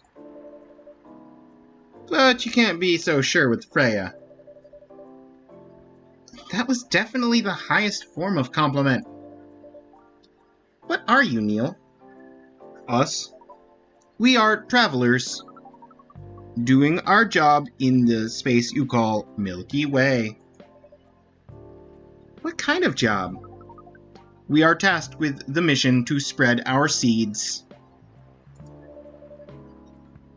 You really are here to find a date? All the way from a galaxy far, far away? Wow. Turns out pervs exist anywhere. Or everywhere in the universe. Feeling attacked, old man? Not really. I have a valid point, or you have a valid point. We do not understand, but we are glad if we can make you laugh.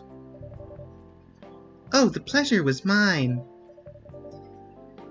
If I may ask, why do you have to breed with us?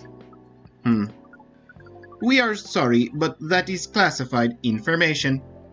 Aw, man. But we believe it is all right to share it with you tonight.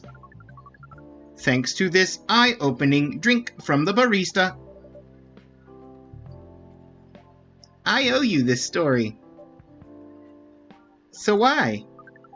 Everyone, including us and you and everyone else, is tasked to keep the balance of the universe. But sometimes it is hard for some civilizations to maintain balance by themselves, because unknown threats that are beyond each civilization's power can appear. And that is where we come in. I still don't see the relationship between that and impregnating us. You're quite dense, aren't you? Hey! You came here to give seeds. So a half-breed of your kind can be born on Earth. That is correct. The half-breed will be half Earthling and half whatever you are. Yes. Assuming that you have some powers that we can't comprehend, you are trying to make sure Earth will have its own protector. That is 100% correct. Holy... You're trying to give us a superhero?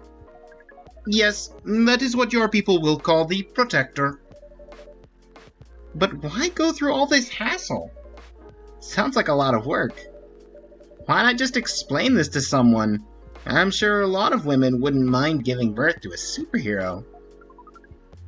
Sadly, it is not that simple. Spaceman!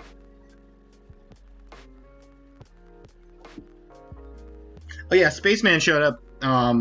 Episode or not episode 5, day 5 as well. And I think you had to leave sometime at the beginning of day 5 or the end of day 4. So I guess this is your first time seeing Spaceman.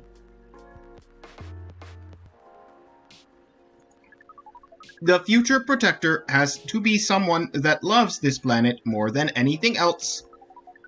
They have to be born out of love, which we have learned is a very complicated feeling on Earth. We have it easier back home due to the nature of our communication. We understand everyone deeply by default. So everyone on our planet loves each other from the moment they're born. That sounds beautiful. And creepy. Why? It sounds like your planet is a giant spherical orgy. That was a badly chosen word. But it is roughly similar to the truth. Oh my. Oh my.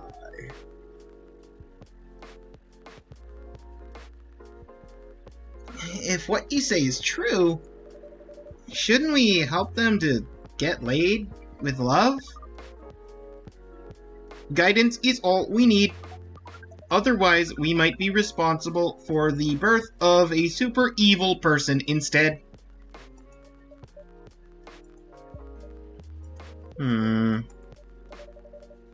Well, how's the mission going so far? We cannot say it is going well. I'm not surprised. With how quirky and unique you are, not many women can handle that. Could you handle them, though? Me? I don't know. What do you think? You're a pretty adventurous girl. I wouldn't be surprised if you decided to go on a date. Or maybe go further. If it got you a good story.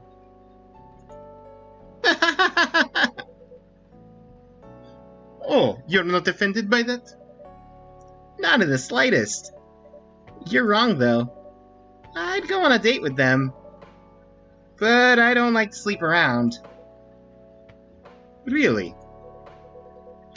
To be honest, I didn't expect that.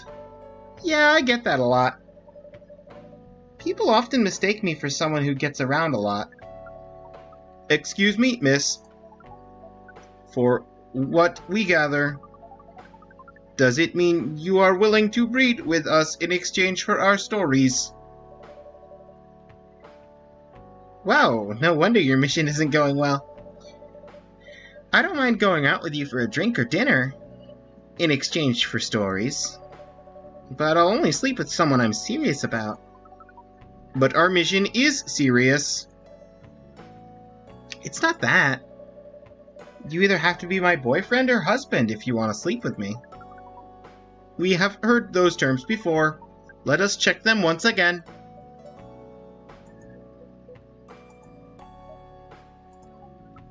This is very strange. According to what we found, many Earthlings mate with one person exclusively for their entire lives. Yes, it's called commitment. Gonna go watch animes? Okay. Take care. Enjoy the anime. Such a strange concept. Then why, with such rules, do you still face overpopulation problems? Now that you mention it,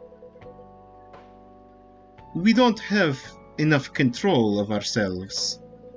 And those in charge also don't have enough control of us. Not to mention some races live for a very, very long time. So even though there are rules about having kids, and they can be strictly enforced, a lot of people still break them. We know Earthlings boast about the concept of free will, but we thought your kind also loved the concept of restraint and taking care of the planet. At least, that was what we gathered from your information network. Theoretically, that should be the case. But Earthlings aren't necessarily the brightest. That's the easiest way to put it. We learned so much today. But we have another question for Miss Freya. Ask away. How can we become your husband? First of all, I would suggest going step by step. Most of the time, you start by dating. Boyfriend or girlfriends, you know, before you talk about marriage. Oh, okay. So, how can we become your boyfriend? You could start by asking her whether she's actually single. Understood. So, Miss Freya, are you single? Yes, I am single. Do you want to be our girlfriend? Now, the path to starting to date varies between people, but usually it takes some time before you want to commit yourself to someone. Wow. The breeding process on Earth is surely extremely complicated. It can be easier if you're a smooth talker. Smooth talker.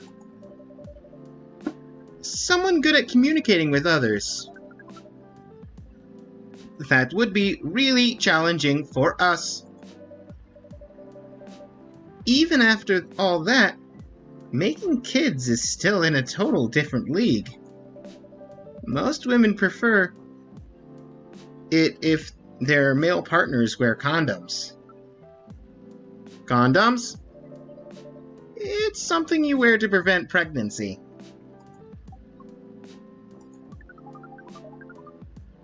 Why would you do the mating ritual if you do not want to have offsprings? Pleasure. All this information is too much to process in one evening. So we talked about using condoms, but how do your kind have sex? Like, seeing how you drink, a condom might be something you can't use at all.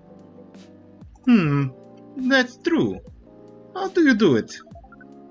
We are pretty flexible with that, but we cannot tell you the details unless we agree to do the mating ritual. I don't want to imagine how it's done. Oh, you do not need to worry. We will not hurt anyone physically or mentally. Yeah, I'm not so sure about that. Especially the mental part. We did our research, and we tried it on the testing object we made. It was proven. The mental capacity of Earthlings is far more complicated than anything else on Earth, sir. Oh, we did not know that. Being born on Earth sounds very difficult. It is. I have to agree with that. Anyway, thank you so much for the information you have given us tonight. It means a lot for our mission. We have to report our findings to the base. How will you proceed with your mission with this newfound information? We are not sure yet. It is yet to be discussed, after all. It was really nice talking with all of you. You're welcome. We are off now. Bye. Take care on your way out, sir.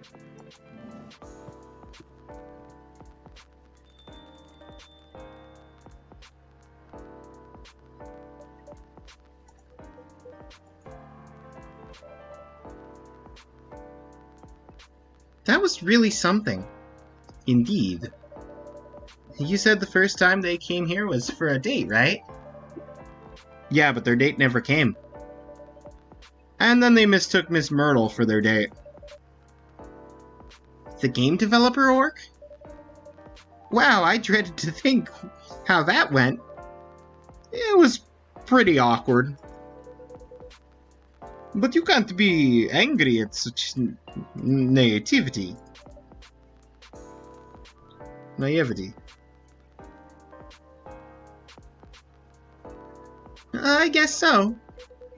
By the way, has the young woman been back since I spoke with her last time? You mean Miss Lua? Yes, her. Oh, showing some concern now, are you? I'm just curious. No, I haven't seen her since then. But her boyfriend did come a few days ago. I think you mean yesterday. And Freya was being pretty nosy, to the point that Mr. Gala joined the discussion. My, you really have a knack of starting trouble. Sadly, I have to agree with that. It's not easy to make Gala join a random conversation, unless it really piques his interest, or it annoys him. I don't know how to react to that. Well, I need to catch a flight to Seoul tomorrow, so I'm off for the day. Oh, you're leaving Seattle so soon? It's only for a week or so. I'll be back here sooner than you know. Oh, well, it'll be a peaceful week then. Yeah. Anyway, I need to get going as well. Thank you for letting me stay without ordering anything. I didn't even notice that. You really don't care about the business. She didn't order anything, but she did attract people to the coffee shop. Heh, that's one way to put it. Anyway, Freya, do you want to share a cab? Thanks, but I'm riding my bike. Alright then, see you around. Take care on your way, folks.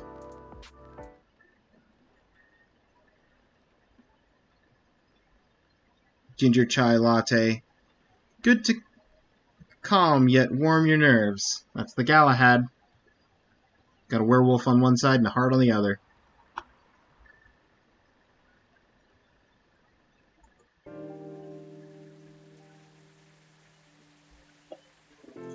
Day 9.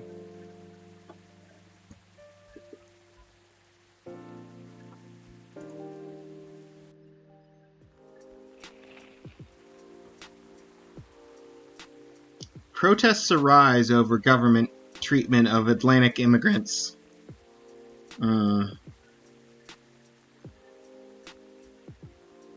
Zombie arms coming through the fence. Somebody getting pepper sprayed. Fun. Dwarven-made cars face challenge against an unexpected competitor. Okay. Don't know who the competitor is, but that's fine. The Mother Earth organization fights to save more forests.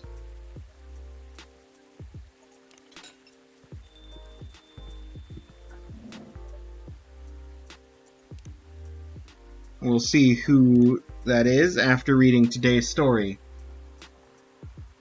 Loving in Silence.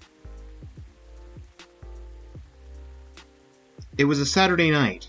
As usual, I picked her up from her apartment for another Saturday night date. I used the word another, but to be honest, this was the first actual Saturday night date we'd done since I don't even know when. It wasn't every week. A cool event related to our hobby happened. So we, or I suppose, I should say, weren't going to miss this chance for a cozy evening in her apartment.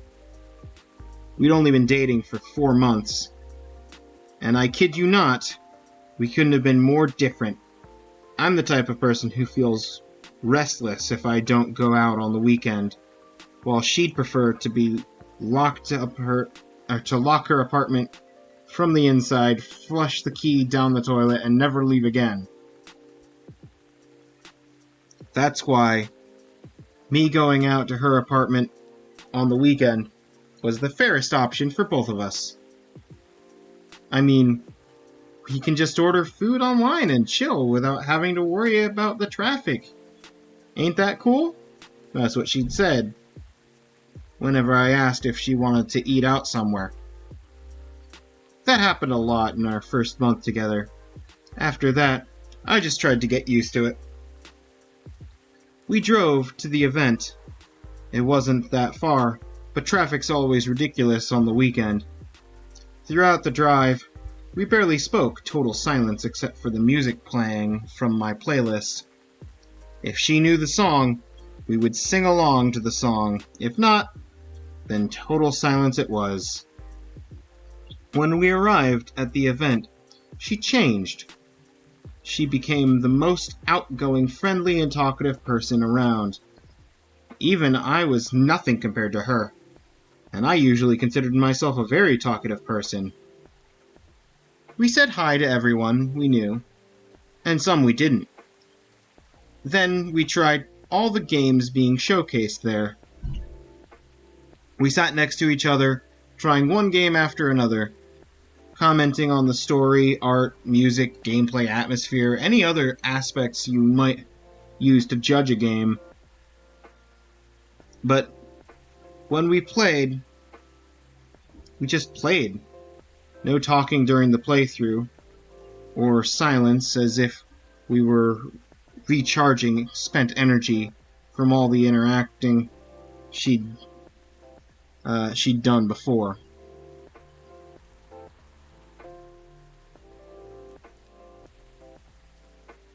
Back in her apartment, we didn't talk much. She made 2 cups of green tea latte for us, for both of us, and then we watched Netflix together, with only a few words traded. "Don't you feel bored dating me?" she asked. "Really? This again?"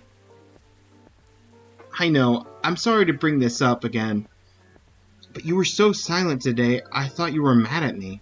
"Honey, I'm not mad at you. Why would I be?" "I don't know, it's just that I'm super introverted, you're super extroverted, and there are times when I feel like I'm holding you back from your true self." "You're just overthinking things, honey. Tonight was amazing, and I can't thank you enough for being willing to join me and sacrifice your stay-at-home relaxation time. We both know how much you love staying in and how rarely you get the chance to do it. Why do you like me?" "You've asked this question a dozen times in the last 4 months, you know?" I nudged her and smiled. "I just wanted to make sure," she said, and started crying. Hey, don't be sad. It's okay to answer your question. I don't know why I like you." "That answer again?" "Because it's true. All I know is I feel comfortable around you. I just feel happy, calm, and I don't know. Do I need to know?" "That sounds dangerous. Liking someone without knowing the reason?" "Oh, believe me, dear. I was confused for the longest time before I realized. It's actually the best feeling I've ever had. How about you? Why do you like me?" "Who said I liked you?" I was speechless for a moment. She grinned at me and giggled. through the remains of her tears. You should have seen your face. Oh my god, don't mess around with me like that. You almost gave me a heart attack. Good. It means you weren't lying about your feelings, she smiled. You haven't answered my question. It's a secret. That's not fair, I told you mine. I hate to break it to you, but don't know is not a proper answer, my dear.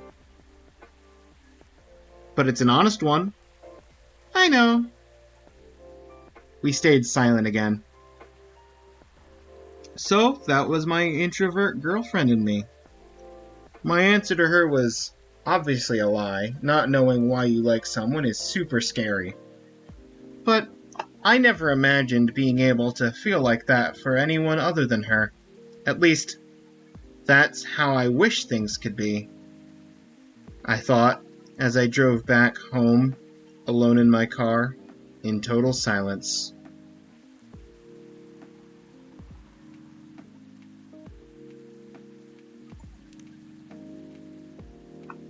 Freya, we need to talk about these super bummer endings you keep putting on stories. It doesn't bode well for this game. I don't want this game to have a super bummer of an ending. With what a twist! Welcome. Okay. Good evening, sir. Hello. I'm from the Federal Immigration Regulation and Enforcement Division. Or FIRE for short. How may I help you? We've heard reports of alien sightings in this area. We take the issue of illegal interstellar immigration seriously. Have you seen any creature you would consider to be alien in nature? I don't know, Man in Black.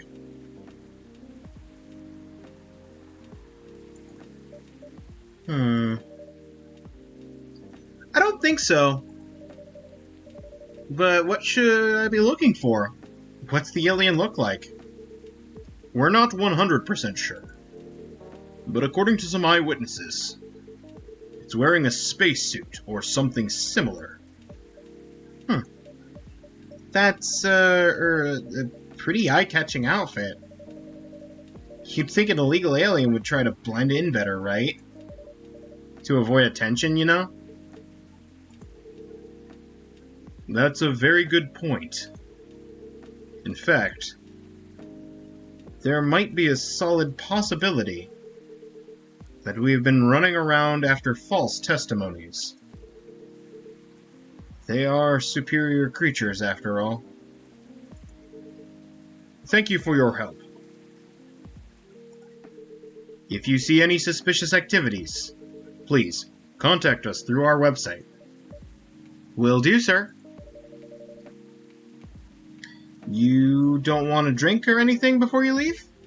We're good. Take care on your way out.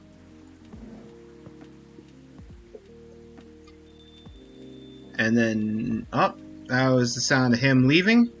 And now we just take this and crumple it up and throw it away. No need to report Neil. Neil's a good guy. Whew. You really need to be more careful, Neil. Huh? Hey! It's the Game Squad! Good evening, Ninja! Yo! Hello, Miss Aqua, Miss Myrtle. Have you both been somewhere together? We planned to meet here. It's just a coincidence we arrived at the same time. Would you like to order anything? Do you want to order first? Nah, you go first. Okay. Can I have a cup of green tea with a lot of mint? green tea with a lot of mint. It's a double mint green tea.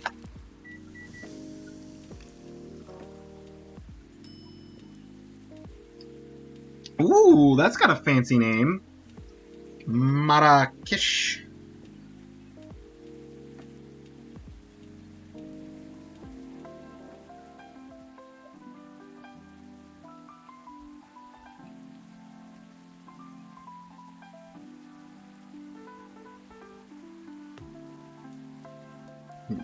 Green tea with mint and mint.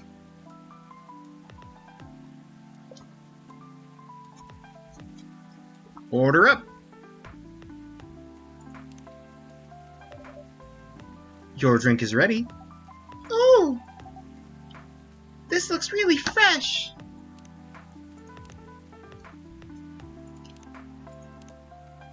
Fresh and healthy drink from Morocco. I call this Marrakesh, inspired by its origin. Marrakesh in Morocco? I heard the people there really love tea. Let's give this a try then. Oh my, it's warm but very refreshing. No wonder Morocco is often associated with tea. How about you, Miss Myrtle? Do you want to order right away? Sure. I'll have the Teh Tarik. I'm sorry, the Teh Tarik? Is that something that I have?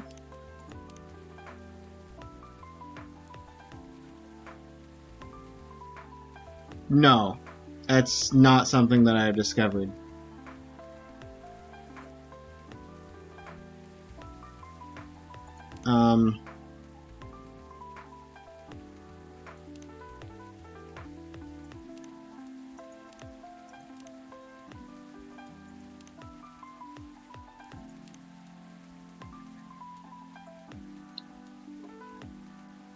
I don't know what you want me to do. I mean, I could look it up.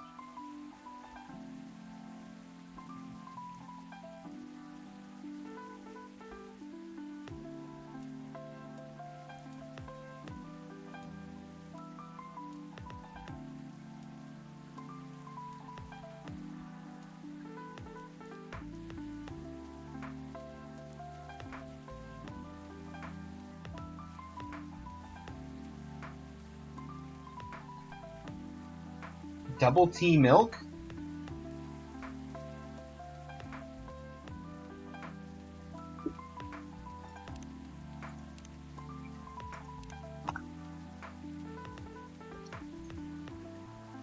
I mean, it checks out, but at the same time, that's a weird name.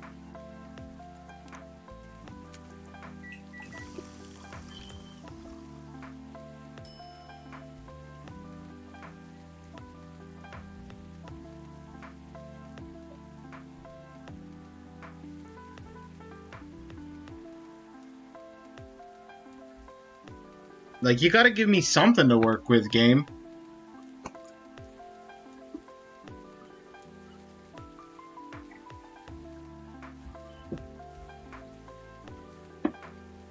Is that even one of the ones that I had from the loading screens between days?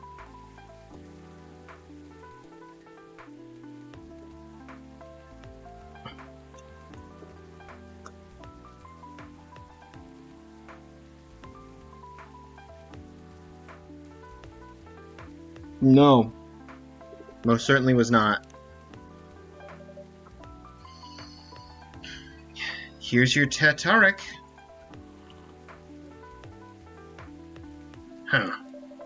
Is there anything wrong? No. It's better than I thought it would be, actually. The taste is really authentic.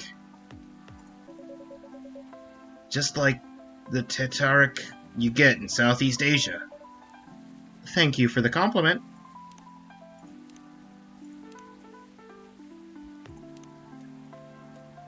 Tea with milk mixed by pouring the two repeatedly between cups, originally from Malaysia. Okay. The name probably comes from Malaysia then.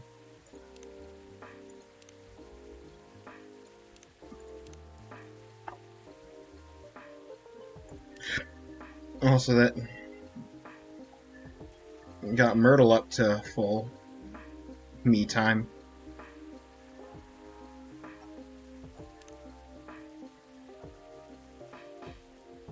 Rachel, Henry, Gala, and Bailey's. Everybody else is full up. Thank you for the compliment. Where did you learn to make it? I traveled around Southeast Asia a few years ago. So you learned about it in Malaysia? Yes, and from videos on the internet. So, how are things going in the office? The usual. Tiring. But thanks to you and your team, we've made some good progress with the problem we've been stuck on for a while. I'm glad it could be of help. It's not every day our research can have an impact as direct as this. Only a few weeks after production, no less. The thing is, even with your help, we still need to do a ridiculous amount of overtime to make sure the game will be available for the holiday season. Oh. I want to say please don't forget to rest, but I'm sure it won't be that easy for you and your team. Ha. As if those executives care about us. Overtime is non-mandatory, they'll say. Please see your family, get some rest. But we all know that optional overtime is a passive-aggressive move. We'll stay longer in the office anyway, because if you go home earlier than the others, you'll feel bad for them.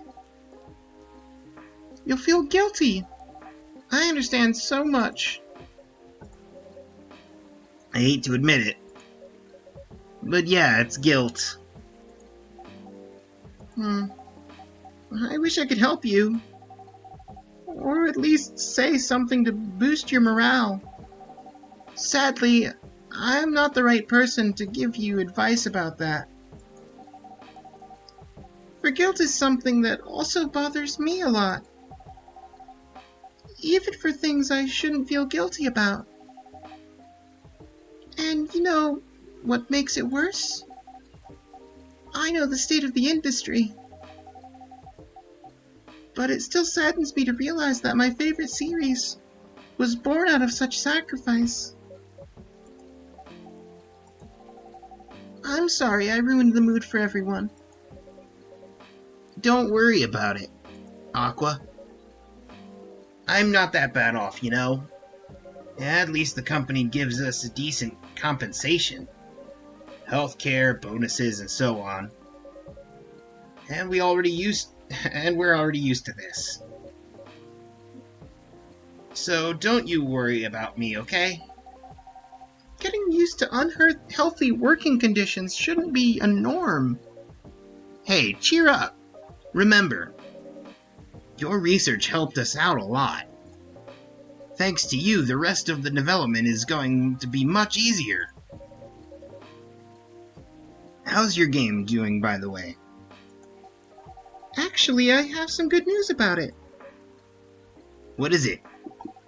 The game got approved to be showcased at Max West this year. That's really good news!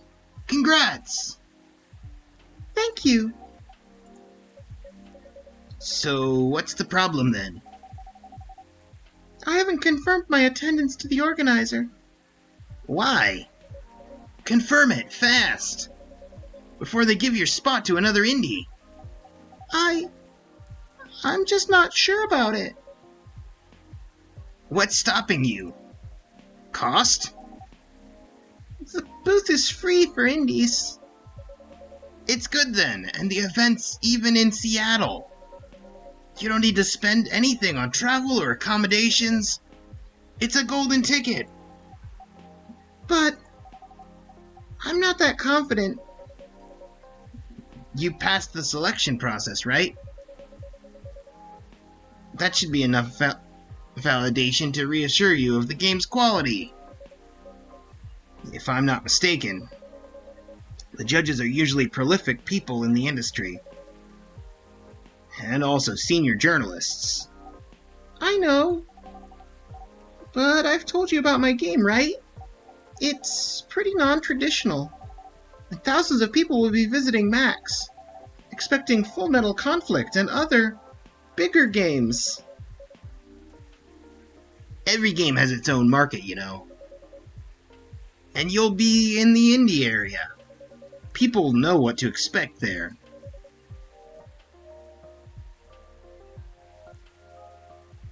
You gotta have more faith in gamers.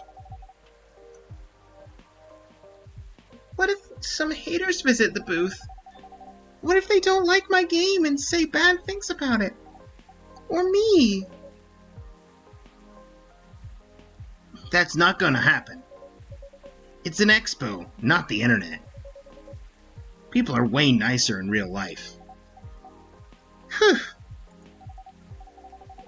Even after all that, I'll still be there by myself for the whole event. That one is a problem, yeah. Meeting that many people is already scary enough. Doing it for 4 days straight? Showing my baby to the public? I just can't imagine the horror.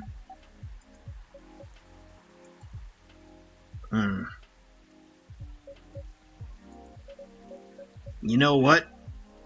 Huh? So far, my schedule is pretty empty around then. If things stay this way until Max, I'll come with you. No, you don't have to do that. Even if you're free then, you shouldn't waste your time on me. Relax or something. Nah, it's no bother. I'll be going to the event anyway. Might as well come with an exhibitor badge.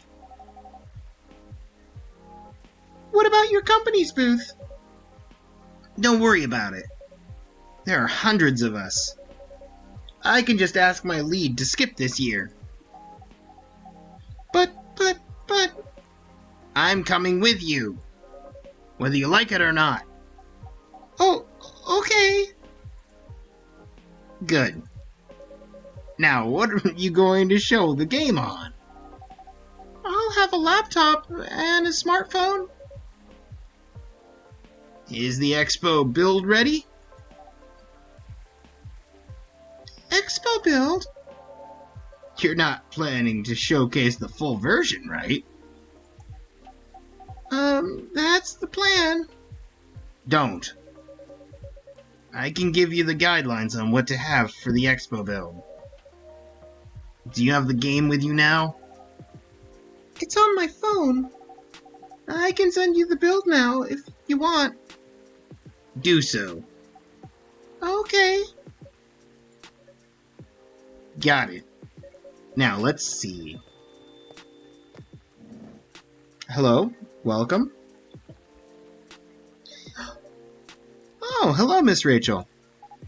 Hi, Ninja. What's wrong? Huh? Nothing. I've just been practicing all day and I'm pretty tired. Are you having a concert soon? Don't tell anyone. It'll be announced tomorrow. But I'm going to perform at Coachella next week. They're still adding new performers? Yeah, you might say that those announced this late are backups. Oh. But it's still the biggest festival in the country. Yes. And I'm excited for it. I think I should celebrate with a special drink, something sweet. What do you want to order? A sweet hot chocolate. Let's do chocolate.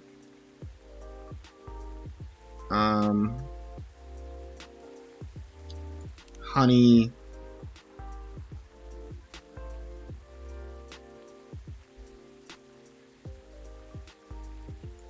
Let's do chocolate honey cinnamon. That maxes out sweet.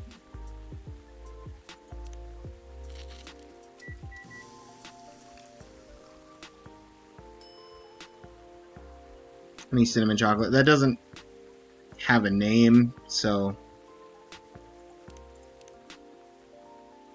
What if I do chocolate cinnamon honey instead of chocolate honey cinnamon?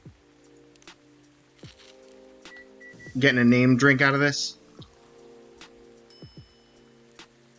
Cinnamon honey chocolate.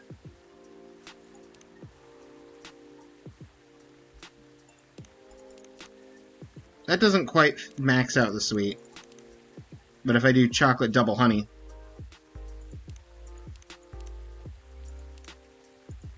Let's do chocolate honey honey.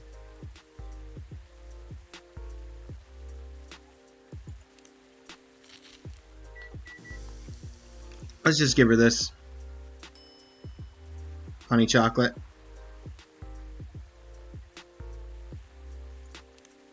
Keep some trashes for later. Your sweet hot chocolate is ready. Thank you.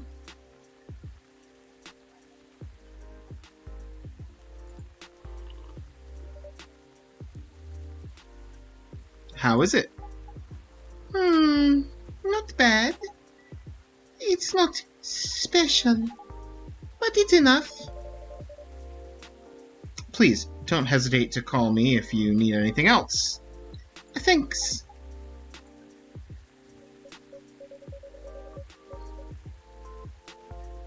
Other than the instructions on the loading screen, try putting a time limit on how long you can play. Why? Wouldn't that break their immersion? Probably, but in case there's a good reaction to it, you might have people lining up to play your game. Don't want to make them wait too long.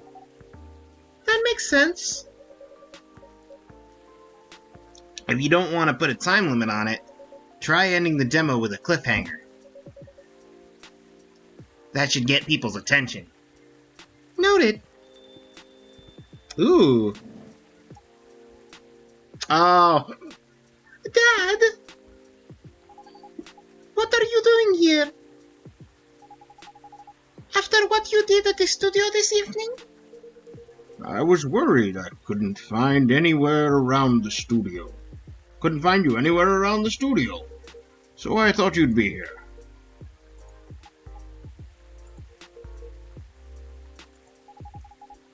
And now you're causing another ruckus. We're sorry, Ninja. We didn't mean to cause you any problems. You are sorry. I don't have anything to be sorry for. Well, anyway, I better order something. What are you having? What would you recommend? Might I suggest a cup of Spanish Sahara? Oh, what is that? It's basically hot chocolate with milk and ginger. Sounds delicious. I'll take that Spanish Sahara. Hot chocolate with milk and ginger.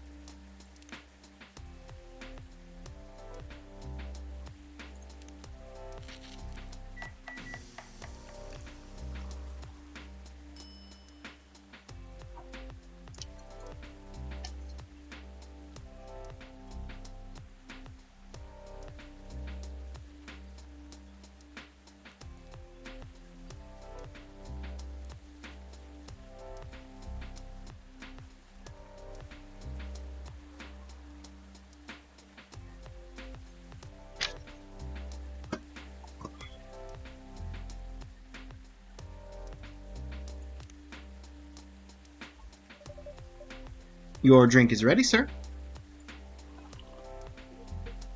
My. Oh, that actually maxed out Henry and got Rachel up one. Music enthusiast and father. Family music. Trying to be a better father while running a record store.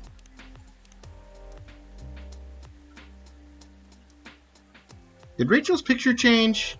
I don't feel like that used to be her picture. Might have seen me on your screen singing, dancing, working on a new album. Ooh. Especially for you right now. Oh yeah, and warm and cozy. Just like a day in Barcelona. This is amazing. Glad you like it. Dad, Yes? please just go home after you finish your drink. Not until you leave that good-for-nothing pervert. I need him. He's going to help me become more successful. I know Morris. He's not a good person. The industry has changed, Dad. It's not like 20 years ago.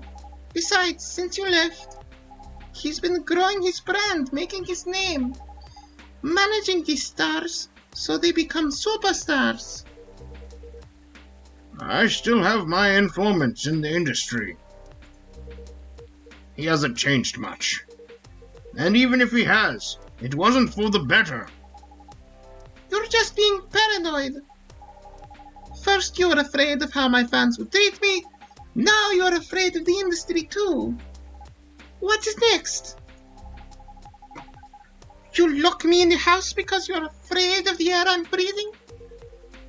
You're just too young to understand. Then make me understand, because it is definitely not helping.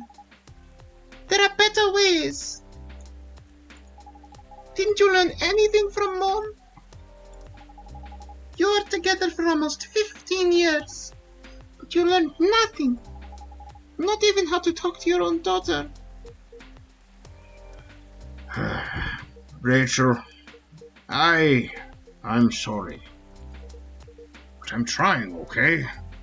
Try harder. Because right now, you're not helping anyone. Not me, not you, no one. I know. But give me a chance. You know what? It will take time for me to learn. But I am learning. Or, I could return to the industry. I could try to be your manager. Dad, are you out of your mind? You've been out of touch for so long. I told you, I have informants there. I'm not that out of touch. Of course, there are things I'd need to figure out. But It doesn't work that way, Dad. You know that. Going from a girl band to a solo career won't be easy. If I take things slow, I'll lose all my momentum. If you don't want me to be your manager, can you at least choose someone other than Morris? I don't think so. Mr. Lester is at the height of his career now. He's my best chance right now. Don't be too paranoid, okay? I've made my decision. Now please go home. Relax. And don't ever come to the studio again. I'm going back there. I need to practice for the festival. It's only a few days away.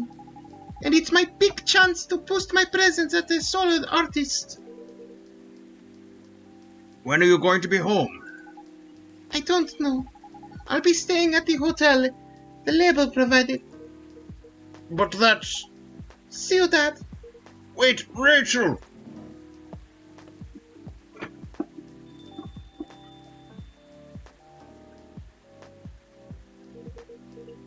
Excuse me for a moment, Ninja.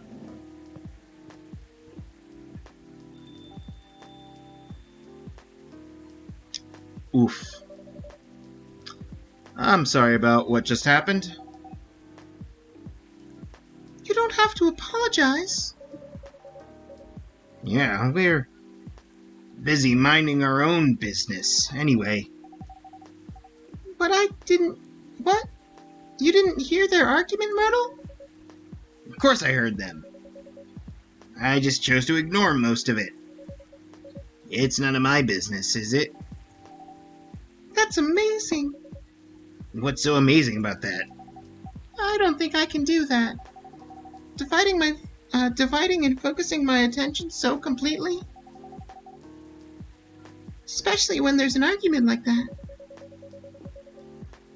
Are you saying you weren't listening to my advice and you were focusing on them instead? Yeah. No, I was listening. I made notes.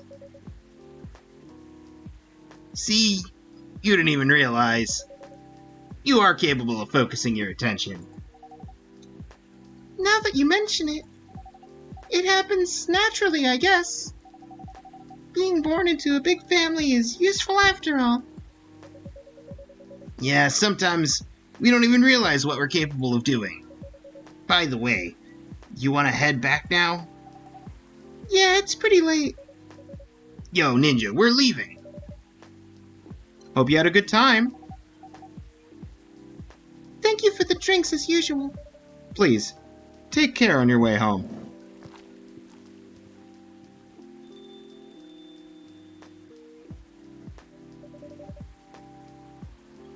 I guess that's all for Oh.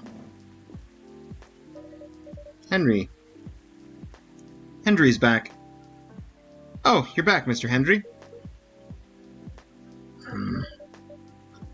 You alright, sir? Sir? Oh, yes. Please, don't worry about me. Did you manage to catch up with Miss Rachel? No. I lost her. I'm sorry to hear that. But I'm sure she's alright. I hope you're right. By the way, pardon me for asking. Yes? Throughout your arguments with Miss Rachel, something kept bugging me.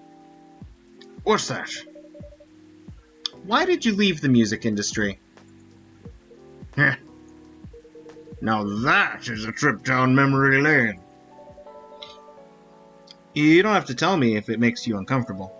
Oh no, it's fine. I left around 20 years ago. Just as we were welcoming the beginning of the new millennium. It was a great time for girl bands, you know. They were the hype of the 90s. And they were still enjoying the leftover sensation of the past decade. I met my wife while working. She worked for a record label. That's how we met. I decided to get married and settle down. I wanted a peaceful life. You didn't find peace managing girl bands? Oh gosh, no. The politics, the dark side of the industry, none of it's good. But what hit me the hardest were the fans. Toxic fans are the worst. Teenage girls especially, they were crazy about their idols, to the point where they started doing really unimaginable stuff. Like what? Spending all their money trying to copy the superstar lifestyle, abandoning their responsibilities, their families, and the men, they were even worse. They sexualized the girls in every way you could possibly imagine. Edited photos, stalking, outright sexual assault. It was before the internet, mind you. I mean, the internet existed, but it wasn't as mainstream as it is now.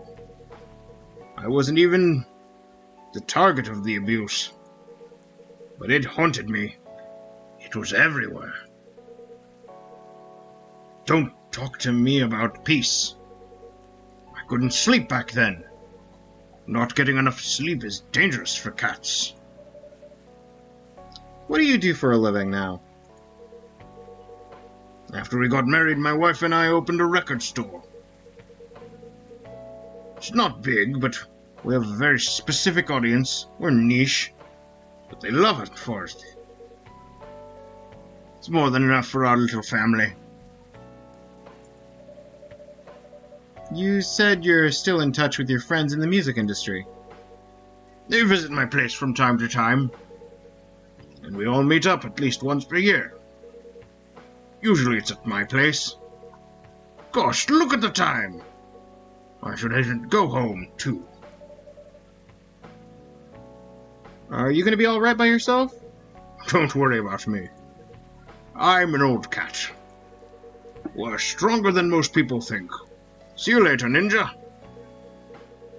And sorry... Oh, and sorry for bringing a fight to your place. Don't worry about it.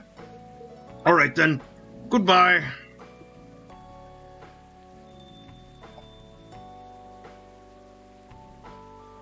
And I think that's the end of day 9? Ooh, black magic. Sweet Cool magically wakes you up. It looks like... it's not a mint leaf. But...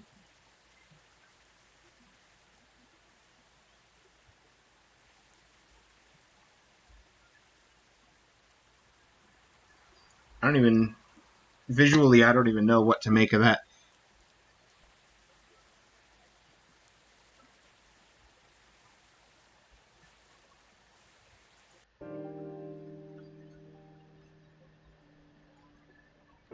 Now, the original plan was to do 5 days today, like I did last stream, so I could do 5, 5, 4. But I'm thinking I might just end it here since we're already past the 3-hour mark. And I'd say 4 days is pretty good. Good point. Next stream, maybe I'll go for longer, or maybe even start a little earlier. I don't know. But let's check the newspaper before we go. Coachella organizer reminds parents not to allow their children to attend unsupervised. Is that a werewolf? Going after... Okay. Rachel Florencia confirmed to perform at Coachella 2020. Nice, nice. Gil Naiman and Maruki Harukami to collaborate for a new IP. Ooh. That sounds interesting, and for sure something that Freya is going to bring up.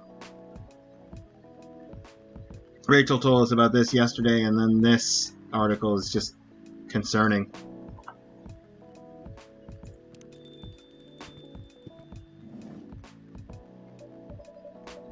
Sorry, we're not open yet. And we won't be open till next time. So I will see you all next week. And until then, take care and have a good rest of your day.